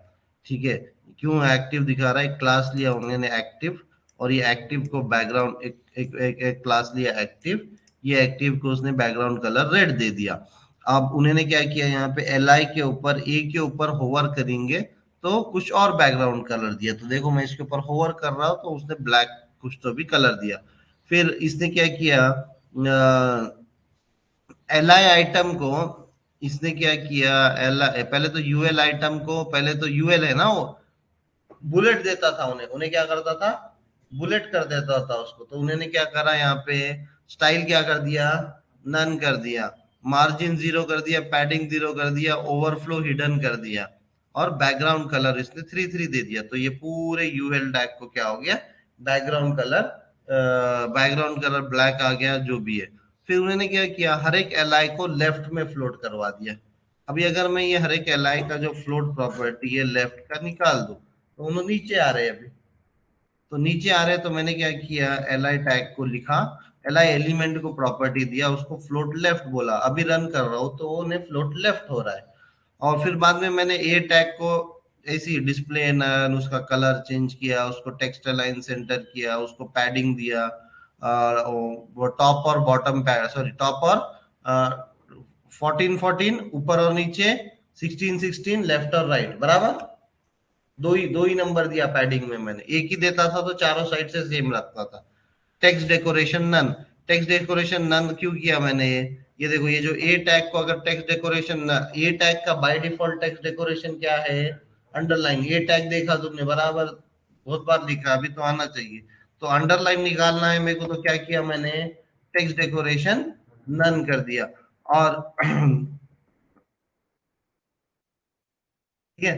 तो इस तरीके से हमने क्या बना दिया, एक नेविगेशन बार बना दिया, simple navigation bar. Simple navigation bar UL tag के थ्रू हमने एक नेविगेशन बना दिया, यूएल टैग के थ्रू हमने एक नेविगेशन बना दिया। सो इस तरीके से तुम लोग क्या कर रहे हो कि देख देख के करो। अभी चलो ये एक एग्जांपल है, जैसे कि अपन ने हेडर फुटर गिटर सब बनाया था बराबर, इसको क्या बोलते हैं, लेआउट। लेफ्ट साइड में आर्टिकल असाइड टैग, फिर ऊपर में हेडर टैग, नीचे में फुटर टैग, बराबर। तो इसमें क्या कर दिया देखो, बॉक्स साइजिंग बॉर्डर बॉक्स कर दिया, बॉडी का पूरा बैकग्राउंड कलर व्हाइट कर दिया, इसीलिए ये देखो ये व्हाइट दिख रहा है। फिर बाद में उन्होंने क्या किया, यहाँ पर यहाँ पर एक, अभी इसने पूरा div से लिया। div से करना अच्छी बात नहीं है, क्योंकि ये सिमेंटिक नहीं है। हमेशा अगर ऐसा लेआउट बनाने का है तो सिमेंटिक लेआउट किसको बोलते हैं, जिसके खुद के मीनिंग हो। Every element is has some meaning, it is understandable by the browser as well as the humans. उसको क्या बोलेंगे, सिमेंटिक टैग्स बोलेंगे। अभी यहाँ पे अपन ने क्या किया, div टैग को एक हेडर टैग ले लिया, div टैग को एक हेडर टैग ले लिया, div टैग को एक हेडर टैग ले लिया, और फुटर, हेडर और फुटर ये दोनों को उन्होंने क्या कर दिया, बैकग्राउंड कलर ग्रे कर दिया, उसके टेक्स्ट का कलर व्हाइट कर दिया, पैडिंग दे दिया, चारों साइड से पैडिंग दे दिया 15 पिक्सल की। तो ये ऊपर का हो गया। फिर उसने क्या किया, फिर देखा तो एक ऊपर पेरेंट डिव लिया उसने। अभी देखो अपने को ये वाला जो टेक्स्ट वाला सेक्शन है और ये वाला टेक्स्ट है, एक दूसरे को फ्लोट करवाना है, बराबर। फ्लोट करवाना है ना लेफ्ट, तभी जाके इन्हें इधर लेफ्ट साइड में दिखेगा, उन्हें उधर राइट साइड में दिखेगा। इसीलिए उन्होंने क्या किया, एक डिव लिया क्लियर फिक्स बोल के, और ये ये इसको ये जो क्लास है क्लियर फिक्स को, इसको बोथ कर दिया, बोथ कर दिया। और डॉट कॉलम लिया, डॉट कॉलम बोल के एक कॉलम है। हाँ, एक और चीज तुम क्या कर सकते हो, अगर तुमको दो अलग अलग क्लासेस है, वो भी तुम एक ही एलिमेंट को अप्लाई कर सकते हो। तो ये जो क्लास प्रॉपर्टी है ना, ये, हाँ बोलो अलीम।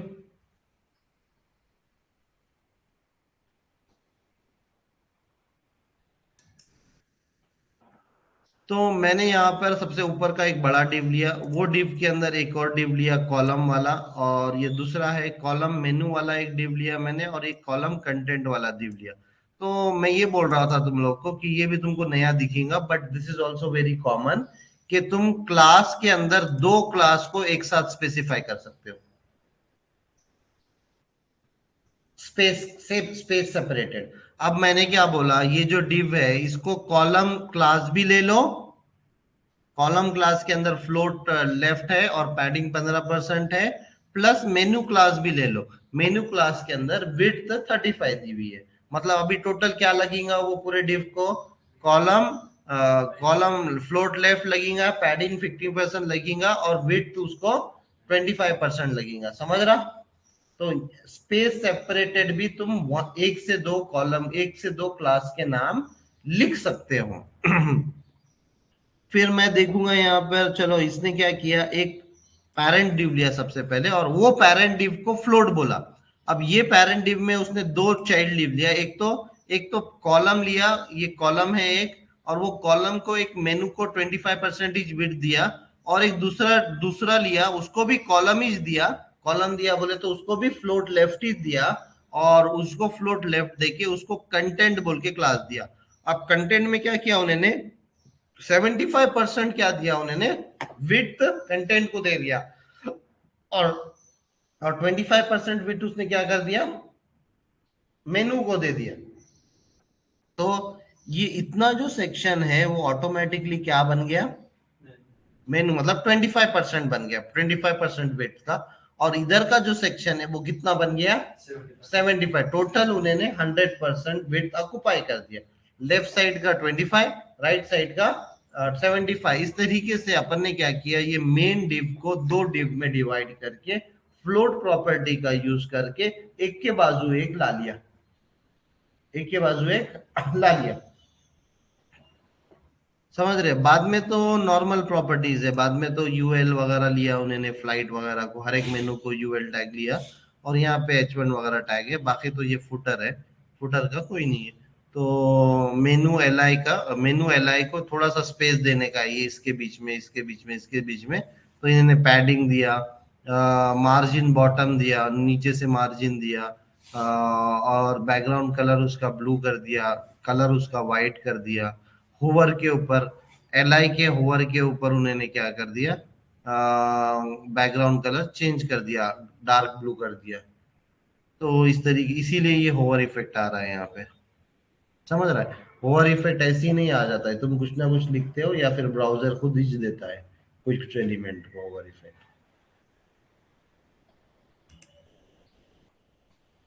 सो ये अलग अलग फ्लोट के एग्जाम्पल थे बहुत सारे। कभी इतना फ्लोट का ज्यादा यूज नहीं होता है। फ्लोट के अलावा दूसरी चीजें आ गई है आजकल, ग्रिड लेआउट, बूटस्ट्रैप वगैरह।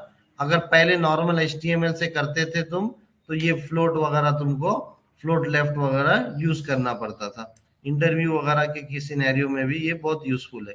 तो मैं ये बोल रहा था तुम्हारे को, ठीक है यार कुछ भी होने दो, तुमको क्या होना है कि ये सब चीजें क्लास को देख के तुमको अपने पेज का लेआउट अभी तक समझ में आ जाना चाहिए। समझ रहे हो। हेडर क्लास बनाया उसने, क्लियर फिक्स क्लास बनाया उसने, फिर उसने कॉलम क्लास बनाया, मेनू क्लास बनाया, कॉलम और मेनू क्लास एक ही एलिमेंट को दोनों भी दे दिया। तो एक एलिमेंट को दो क्लासेस भी दे सकते हो तुम, दो तीन चार जितने दाने हैं उतने क्लासेस दे सकते हो तुम, कॉमा सॉरी, स्पेस सेपरेटेड। किससे देंगे, स्पेस क्लास लिखेंगे, और स्पेस सेपरेटेड तुम एक से दो क्लासेस भी एक एक एक उसको दे सकते हो। एक एलिमेंट को एक से मोर देन वन क्लास तुम लोग दे सकते हो। कोई क्वेश्चन किसी को अभी तक।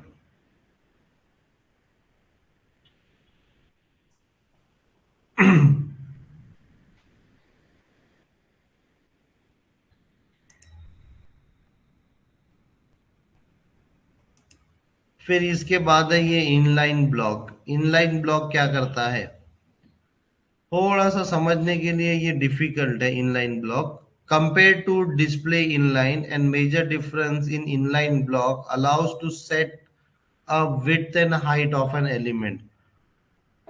Also with inline block, the top and bottom margin padding are respected, but display inline they are not. Compared to block, the major difference is that inline block does not add a line break after the element, so the element sit next to other element. The following example shows the behavior of display inline block और display block. वहीं पर नीचे ही है बेटा।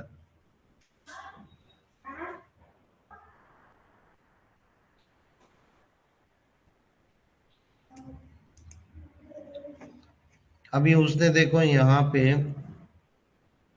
जैसे inline तो पता ही है तुमको, स्पैन टैग क्या है, इनलाइन एलिमेंट है, उसको इनलाइन लिखे तो default behaviour of the span tag है वो।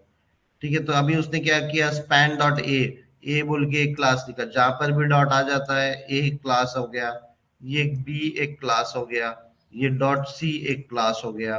तो अभी इसने क्या किया, एक स्पैन टैग लिया है यहाँ पर, देखो ये पहला स्पैन टैग लिया, उसको क्लास ए दिखा, और ये एंड हो जा रहा है, फिर क्लास ए वापस दो स्पैन टैग लिया, एक के बाजू एक, दो स्पैन टैग लिया, और उसको बैकग्राउंड कलर दे दिया, उसको विड्थ और हाइट दे दिया, और उसको पैडिंग दे दिया। लेकिन उसने क्या किया, उसको विड्थ दिया 100 पिक्सल और हाइट दिया 100 पिक्सल। तो जब भी एक इनलाइन ब्लॉक एलिमेंट रहता है, उसको विड्थ और हाइट लगती ही नहीं, क्या नहीं लगती, विड्थ और हाइट नहीं लगती।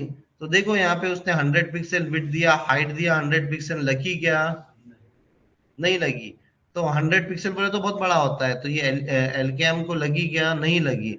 क्यों नहीं लगी, बैकग्राउंड कलर वगैरह तो ठीक है, तो ये हाइट और विड्थ उसको नहीं लगी। वही सेम चीज अगर अपन ने इनलाइन ब्लॉक दिए और विड्थ दिए और हाइट दिए, तो उन्हें विड्थ और हाइट को रिस्पेक्ट कर रहा बोले तो उसको वो लगा रहा, कभी कभी कुछ प्रॉपर्टीज नहीं लगती है, नहीं लगने का रीजन क्या होता है कि ऊपर जो डिस्प्ले प्रॉपर्टी है वो सपोर्ट करती है नहीं करती है पता नहीं। जैसा कि अपन ने क्या देखा, पोजीशन के अंदर स्टैटिक लिख दोगे तुम तो टॉप और लेफ्ट काम करेगा क्या? नहीं काम करेगा। अगर अपन ने पोजीशन स्टैटिक लिख दी है या position by default her element का बिहेवियर क्या है, पोजीशन क्या रहती है हर एलिमेंट की by default? Position position static रहती, पोजीशन क्या रहती, स्टैटिक रहती। तो तुमने डायरेक्टली जाकर लिख दिया टॉप और लेफ्ट प्रॉपर्टी, टॉप और लेफ्ट प्रॉपर्टी चलेंगी क्या? तो टॉप और लेफ्ट लिखने का है तुमको तो पोजीशन को सबसे पहले रिलेटिव लिखना पड़ेगा या ऑब्सोल्यूट लिखना पड़ेगा या फिर फिक्स लिखना पड़ेगा। वैसी ही जैसे पोजीशन के अंदर हम लोग ने बताया वैसी ही सेम चीज यहां पर भी अप्लाई होती है। अगर तुम डिस्प्ले इनलाइन लिख रहे हो तो उसको हाइट और विड्थ नहीं सपोर्ट करता है, ज्यादा नहीं सपोर्ट करता है। मतलब सपोर्ट ही नहीं करता है, देख लो ना यहाँ पे सपोर्ट ही नहीं कर रहा है, वो विड्थ 100% ले ही नहीं रहा। तो इसीलिए इसीलिए हम लोगों के पास इनलाइन ब्लॉक आया। ये इनलाइन ब्लॉक क्या करता, हाइट और विड्थ भी सपोर्ट करता और एंटर भी नहीं मारता। इनलाइन ब्लॉक क्या करता, हाइट और विड्थ भी सपोर्ट करता और एंटर भी नहीं मारता। तो इस तरीके से ये इनलाइन ब्लॉक थोड़ा सा अच्छा कभी कभी काम में आता। जैसे कि अपन ने अभी वो नेविगेशन बार बनाए उसको क्या कर दिया अपन ने, डिस्प्ले इनलाइन ब्लॉक कर दिया। क्यों करा? क्योंकि हमको थोड़ा सा उसमें ब्लॉक लेवल नहीं चाहिए था, एलआई को ब्लॉक लेवल नहीं चाहिए था, तो इनलाइन ब्लॉक कर दिया तो उसने ऑटोमेटिकली अपने आप को उन्हें एडजस्ट कर देता है। अभी ये देखो ये नीचे वाला ब्लॉक ब्लॉक बोल दूंगा मैं तो वो क्या होगा, ये के अब मेरे को क्या चाहिए कि उन्हें साइड बाय साइड भी रहना और हाइट और विड्थ भी लगना उसको। तो उस सिनेरियो में हमने क्या किया, इनलाइन ब्लॉक बोल के, डिस्प्ले इनलाइन ब्लॉक बोल के प्रॉपर्टी डाली। समझ रहा है ये? तो इनलाइन ब्लॉक जो है ये नेविगेशन लिंक्स को क्रिएट करने के लिए बहुत हेल्पफुल होती है। अभी देखो अगर जैसे जैसे मैं इसको छोटा कर देता हूँ तो उन्हें ब्लॉक लेवल बनते जा रहा है। एक और यूज केस है इसका कि जैसे जैसे वो इनलाइन ब्लॉक में उन्हें अगर फिट करना बंद हो जाता है तो उन्हें क्या करता है, अपने एलिमेंट्स को ब्लॉक लेवल कर देता है। अगर सबसे छोटा हो गया तो ये देखो ये एक के नीचे एक ऑटोमेटिकली ब्लॉक लेवल बन गए बराबर। तो मोस्ट ऑफ द टाइम जब भी तुम लिंक बना रहे हो या कुछ भी बना रहे हो तो हम लोग क्या यूज करते हैं, इनलाइन ब्लॉक। इनलाइन ब्लॉक के सबसे मेजर डिफरेंस तो क्या है कि इनलाइन के अंदर हाइट और विड्थ नहीं लगती, तो इनलाइन ब्लॉक लिख देंगे तो हाइट और विड्थ मिल जाएंगी। ब्लॉक लेवल के अंदर अपन नीचे आ जाते हैं, एंटर मार देता हूं उन्हें तो इनलाइन ब्लॉक से क्या होगा, एंटर भी मारे नहीं जाएगा और क्या हो जाएगा, तुम्हारा एक ही लाइन के अंदर टेक्स्ट इनलाइन ब्लॉक होगा। ठीक है। और प्लस सेकंड बेनिफिट क्या है कि इनलाइन ब्लॉक क्या करता है कि जैसा जैसा तुम्हारा स्क्रीन छोटा हो जाएगा वैसा वैसा जो जो एलिमेंट ब्लॉक लेवल हो सकते हैं उसको उन्हें क्या करेगा, ब्लॉक लेवल भी कर देगा। तो जनरली जो horizontal and vertical, in vertical और हॉरिजेंटल दोनों भी तुमको छोटा बड़ा करते टाइम पे तुमको नेविगेशन लिस्ट चाहिए। तो automatically break when it comes to crowded, मतलब जब भी वो क्राउडेड हो जाएगा तो उन्हें क्या हो जाएगा, ऑटोमेटिकली लाइन ब्रेक कर देगा उन्हें, इसीलिए ब्लॉक है उन्हें। तो ये एलिमेंट क्या है, इनलाइन भी है और ब्लॉक भी है। ब्लॉक कब हो जाएगा उन्हें, जब भी वो एक दूसरे को चिपकने लगेंगे या फिर क्राउडेड हो जाएंगे तो उन्हें क्या करेंगे, ऑटोमेटिकली एक एक से उसको नीचे डालते जाएगा। तो इसीलिए ये इनलाइन ब्लॉक प्रॉपर्टी है। इनलाइन ब्लॉक प्रॉपर्टी दोनों का काम करती है, एक तो एक तो इनलाइन भी रहती है और ब्लॉक भी रहती है। थोड़ा सा ये और डेफिनेशन पढ़ के इंग्लिश में बोलने का डालो। तो ये भी एक इंटरव्यू पर्सपेक्टिव से ये बहुत इंपॉर्टेंट है। इंटरव्यूअर पूछता है कि डिस्प्ले की कौन कौन से प्रॉपर्टीज है, पोजीशन की कौन कौन से प्रॉपर्टीज है, इनलाइन ब्लॉक क्या करता है, पूछता है तुमको, तो तुमने ये आंसर देने का तुमको ये आंसर आना चाहिए। ठीक है। अलाइन तो अपना हो चुका है अलाइन अपन ने देखा है, अपन ने देखो यहाँ पर टेक्स्ट अलाइन सेंटर प्रॉपर्टी तुमको पता है। कोई भी इमेज को अगर तुमको अलाइन करना है तो उसने क्या किया, इमेज को डिस्प्ले ब्लॉक किया, मार्जिन ऑटो किया, margin left auto, right auto और विड्थ 40% कर दिया। अभी देखो तो लेफ्ट साइड से मार्जिन ऑटोमेटिकली बीच में लाने के वास्ते, लेफ्ट से भी तुमको ऑटो बोल रहे हो, राइट से भी तुम ऑटो बोल रहे हो, तो ऑटोमेटिकली वो इमेज क्या हो जाएंगी, सेंटर में आ रही है। तुम इधर से भी दबा रहे हो उसको और इधर से भी दबा रहे ऑटोमेटिक बोल के, तो उन्हें क्या आ जाएंगी, सेंटर में आ रही। तो ये अलग अलग तरीके हैं अलाइनमेंट करने के, अलाइनमेंट करने के अलग अलग तरीके हैं। अगर टेक्स्ट को सिंपल तरीका है, टेक्स्ट को सेंटर अलाइन कर सकते हो हाँ, और मार्जिन्स के थ्रू, ये देखो ये मार्जिन्स बता रहा है, ये मार्जिन्स के थ्रू भी तुम हॉरिजेंटल और वर्टिकल अलाइनमेंट कर सकते हो। तो यहाँ पे देखो इन्होंने क्या कर दिया, मार्जिन ऑटो यूज कर दिया और विड्थ 50% यूज कर दिया। अभी विड्थ 50% यूज कर दिया बोले तो 50%, अभी यू विड्थ 60% किया है इसने, मार्जिन ऑटो कर दिया। मार्जिन ऑटो करने से भी तुम्हारा जो टेक्स्ट है वो अलाइन हो जाए। 100% करोगे तो पूरा पेज ऑक्युपाई कर देगा, लेकिन अगर मैंने 30% करा इसको तो ये 30% बीच में आ रहा है, 30% डिव बीच में बन रहा है। क्यों? क्योंकि ये जो लेफ्ट साइड में ऑटोमेटिकली उन्होंने मार्जिन दे दिया और राइट साइड में भी ऑटोमेटिकली मार्जिन दे दिया, ऊपर भी ऑटोमेटिकली मार्जिन दे दिया, नीचे भी ऑटोमेटिक मार्जिन दे दिया। तो मार्जिन ऑटो से भी तुम्हारे कोई कोई कोई कोई चीजें तुम अपने डिव को सेंटर में ला सकते हो। अलाइनमेंट करने के तरीके हैं ये, एक तो ये हो गया, एक तो टेक्स्ट अलाइन सेंटर हो गया। फिर बाद में इमेज को सेंटर करने के वास्ते इन्होंने क्या कर दिया, डिस्प्ले ब्लॉक कर दिया। ब्लॉक बोले तो डिस्प्ले, अभी इमेज का बाय डिफॉल्ट क्या है, इमेज बाय डिफॉल्ट क्या है, इनलाइन एलिमेंट है क्या ब्लॉक लेवल एलिमेंट है, इनलाइन एलिमेंट है। Image by default inline element है। अब उन्होंने क्या कर दिया, इन इमेज को डिस्प्ले ब्लॉक कर दिया। डिस्प्ले ब्लॉक कर दिया बोले तो उन्हें अब इमेज क्या हो जाएंगी, एक लाइन में आ जाएंगी, एक लाइन में आ जाएंगी, मतलब पूरा पूरा स्पेस ऑक्युपाई कर देंगी और एंटर मार देंगी, डिव के जैसा रहेंगी अभी ये इमेज, बराबर। तो डिव के जैसा इमेज रहेंगी, तो अपन ने क्या कर दिया, इमेज लेफ्ट से ऑटो कर दिया, राइट से ऑटो कर दिया, तो इमेज क्या हो गई, सेंटर में आ गई। सॉरी, मार्जिन लेफ्ट से ऑटो कर दिया और मार्जिन राइट से ऑटो कर दिए, तो इमेज क्या हो गई, सेंटर में आ गई।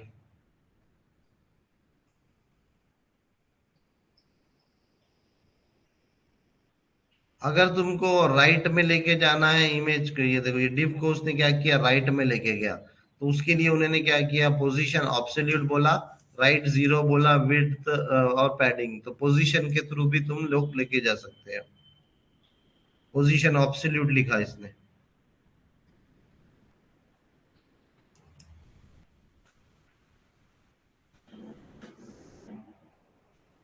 Left and right alignment using float, ये तो ठीक है ना, लेफ्ट अलाइन करना है तो फ्लोट। तो अलाइन करने के अभी तीन चार तरीके देखिए, क्लियर, फिक्स, ये भी हो गया है। सेंट्रल पैडिंग के थ्रू भी तुम, अब ये डिव है, अब ये डिव के अंदर तुम लोग ने पैडिंग दे दी है 0, पैडिंग दे दी है 70 पिक्सल ऊपर और नीचे से, और 0 दे दिया लेफ्ट साइड से। तो ये देखो ये टेक्स्ट का को ऊपर और नीचे ये डिव के स्पेस दिख रहा है और थोड़ा सा बीच से स्टार्ट हो गया ऐसा दिख रहा है। अब उसको अगर टेक्स्ट अलाइन सेंटर प्रॉपर्टी डाल देंगे तो टेक्स्ट अलाइन सेंटर भी हो जाएगा और उन्हें बीच में भी दिखेगा, बीच में, या फिर ऊपर से 70 पिक्सल और नीचे से 70 पिक्सल बोले तो बीच में छोड़ा है ना, पैडिंग बोले तो। और जीरो जीरो तो ठीक है यहां से था, लेकिन फिर टेक्स्ट अलाइन सेंटर कर दिया तो वो बीच में आ गया। यूजिंग लाइन हाइट भी कर सकते हो, पोजीशन ट्रांसफॉर्म भी कर सकते हो, ट्रांसफॉर्म वगैरह 3D इफेक्ट के लिए यूज होता है, लेकिन यूजिंग फ्लेक्स बॉक्स।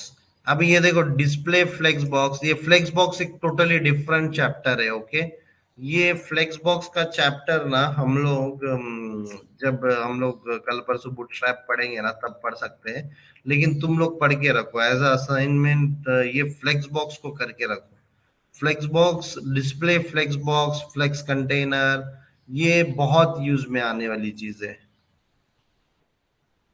ठीक है, लेकिन अपन अब इतने डिटेल में हर चीज पढ़ने जाएंगे ना तो मुश्किल हो जाएगा। इंस्टेड इंटरव्यू और इंटरव्यू के लिए जो भी इम्पोर्टेंट है वो अपने को पता चलना चाहिए। ये सीएसएस में कुछ पढ़ाने लायक नहीं है, बार बार बोल रहा हूँ। प्रॉपर्टी अप्लाई करो, थोड़ा सा थ्योरी पढ़ो, प्रॉपर्टी मेन जो तुम्हारा लॉजिक लगने वाला है या दिमाग लगने वाला है या समझाने की मेरे को भी बहुत समझाना पड़ेगा, वो जब तुम if loop, for loop, while loop वगैरह करेंगे, और ये सब चीजें जब कब करोगे तुम, मैप ऑपरेटर, एरे के साथ खेलोगे, डेटा टाइप्स देखोगे अलग अलग। यहाँ पे तो डेटा टाइप्स और वेरिएबल्स नहीं आए। प्रोग्रामिंग लैंग्वेज के जब कॉन्सेप्ट पढ़ोगे जो कि जावास्क्रिप्ट में आएगा, इसीलिए मैं जावास्क्रिप्ट को अपन डिटेल में पढ़ेंगे। ये जो है ये तुम गूगल करके भी कर सकते हो। गूगल पे लिख लो कि मेरे को एक डिव को आजू बाजू कैसे लेके आना है, उन्हें आंसर दे देगा तुमको। लेकिन जावास्क्रिप्ट के आंसर भी ढूंढना थोड़ा सा मुश्किल है, लॉजिक भी देखना, कॉपी पेस्ट करना भी डिफिकल्ट है जावास्क्रिप्ट के अंदर। इंटरनेट पे सब कॉपी पेस्ट से ही मिलता है, लेकिन तुमने, इसीलिए बोल रहा हूं मैं तुमको कि इसको करके समझो। समझने से क्या होगा तुमको कि जब भी तुम कॉपी पेस्ट करोगे तो राइट जगह पे चीजें प्लेस करोगे। एटलीस्ट इतना तो करोगे तुम लोग। ज्यादा प्रैक्टिस नहीं भी करे, 1-2 घंटे, या फिर जो मैंने यहाँ पे बताया है उसका भी प्रैक्टिस कर ली है, या उसको भी लिख के निकाल दिए तो भी काफी है, तो भी काफी है। बट एटलीस्ट तुम क्या करो, देख देख के करो, देख देख के करो, यूट्यूब पे डाल दो और देख के करो। यूट्यूब पे डाल दो how to create a portfolio. तुम्हारा पोर्टफोलियो बनाना, बार बार बोल रहा हूं मैं, बहुत जरूरी है। क्योंकि तुम जितना अच्छा पोर्टफोलियो बनाएंगे, तुम इन अपने पोर्टफोलियो की लिंक अपन वापस से अपने रेज्यूम में डालेंगे और बोलेंगे कि देखो मैंने कितना अच्छा मेरा खुद का पोर्टफोलियो बनाया। जब मैं मेरा खुद का पोर्टफोलियो बना सकता हूँ तो कंपनी का भी पोर्टफोलियो बना सकता हूँ। समझ रहे हो? तो गिटहब पे डालो, गिटहब पेजेस से उसको होस्ट करके उसकी जो लिंक रहती है, ऐसे हम लोग अपने रिज्यूम में कम से कम 8-10 लिंक तो ऐसे ही डाल के रख देना अपन ने पब्लिक प्रोजेक्ट के अपने। समझ रहे हो? तो जब तुम ये करो, जितना ये करोगे, जितने वेबसाइट्स बनाओगे, जितने तुम लोग रिपोजिटरीज बना के उतने अपन पब्लिश करेंगे। अलग अलग वेबसाइट, कॉमन वेबसाइट गूगल करो, तुमको हजारों वेबसाइट मिलती है, कोई भी एक पकड़ो, बनाओ, डालो गिटहब पे लिंक, गिटहब पेजेस पे होस्ट कर दो, दूसरा बनाओ होस्ट कर दो, तीसरा बनाओ होस्ट कर दो। खाली गिटहब पे commit push, commit push, commit push करते रहो और तुम्हारे पेजेस बनाते रहो। और पेजेस बनाना बहुत जरूरी है, पेजेस बनाना बहुत जरूरी है। और इससे इसके थ्रू ही तुम लोगों को फायदा मिलेगा। बार बार मैं वही बोल रहा हूँ, जितना तुम्हारा, तुमको अपना प्रोफाइल, तुम अलग बैकग्राउंड से हो और तुम्हारा प्रोफाइल तुमको स्ट्रॉन्ग करने का है, तो यही एक तरीका है लोगों को अपना काम दिखाने का, अपनी स्किल दिखाने का। तो जब तक तुम अपनी स्किल लोगों को दिखाओगे नहीं, तब तक कुछ ज्यादा होगा नहीं। ठीक है, इसके आगे का अपन कल करेंगे। अलाइनमेंट वगैरह सब हो गया है। अभी तक जो भी हुआ, किसी को कोई क्वेश्चन रहा तो स्टार्टिंग में या एंडिंग में तुम लोग उसको पूछ सकते हो। किसी को कोई क्वेश्चन अभी तक, जो भी अभी तक सीएसएस में पढ़ाया गया या एचटीएमएल में पढ़ाया गया, प्रैक्टिस करो, प्रैक्टिस करो, देख देख के प्रैक्टिस करो, चलेगा।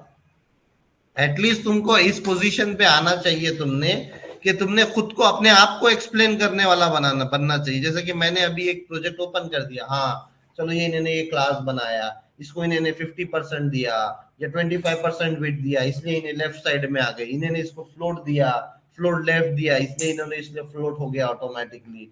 इसने क्लियर बोथ लिखा, इसलिए उन्होंने अपने आप को बराबर से क्लियरली एडजस्ट करा अपने आप को। इस तरीके से एटलीस्ट तुम लोगों को ये सब चीजें, प्रॉपर्टी के नाम, क्योंकि 60% प्रॉपर्टी अपन ने कर लिया है, 40% प्रॉपर्टीज तुम लोग जैसे जैसे तुमको काम आता है, जैसे जैसे तुमको प्रोजेक्ट मिलता है, वैसे वैसे तुम लोग सीख जाओगे। जैसे हर चीज में परफेक्ट होना जरूरी नहीं है, बस पता होना चाहिए कि ये कैसे काम करता है, ये कैसे वर्क करता है। हाँ, ये क्या, ऐसी पोर्टफोलियो बनाया, मतलब देख के जब मैं खुद का बना रहे उसके ऊपर एचटीएमएल हटा देगा, फिर सीएसएस अलग बना के उसके अंदर वो कर देंगे, फिर जावा का अलग बना के उसमें रख देना, तो वो कर अलग अलग फाइल में। 10 बार बोला मैंने, अलग अलग फाइल बनाओ। या हाँ, एट पोर्टफोलियो पे जैसे HTML प्लेटफॉर्म पे दुनिया सब बना दे, हाँ वहाँ पे CS लिंक टैग देके अपने को सब अलग से करना पड़ता है। हाँ, तो यहाँ पर भी मैंने अलग अलग चीज कराना, देखो यहाँ पे ये background dot C S S, background HTML, ये तुमको बनाया, बना के बताया ना मैंने। खाली अब भी 2 लेक्चर से मैं इसको अलग अलग नहीं कर रहा हूँ, मैंने 10 बार बोला है तुम लोगों की फाइल्स अलग अलग होने चाहिए। बस अभी प्रैक्टिस के लिए या तुम्हारा समझाने के लिए समझा रहा हूँ मैं अलग अलग, तो मेरे को बार बार फाइल बनाने की जरूरत नहीं पड़ना, इसलिए मैंने उसको उसी में लिख रहा हूँ मैं। लेकिन मैंने पहले स्टार्टिंग से तुम लोगों को अलग अलग फाइल ही तो बनाया, ठीक है नहीं, तुम अलग अलग फाइल बना रहा था तो। छुट्टियां नहीं मारो रे, छुट्टी जितनी मारोगे उतना तुमको समझ में नहीं आएगा, जितनी छुट्टियां मारोगे उतनी समझ में नहीं आएगा। मैंने तो बोला एक दिन भी छुट्टी मारेंगे दूसरे दिन कुछ भी समझ में नहीं आता।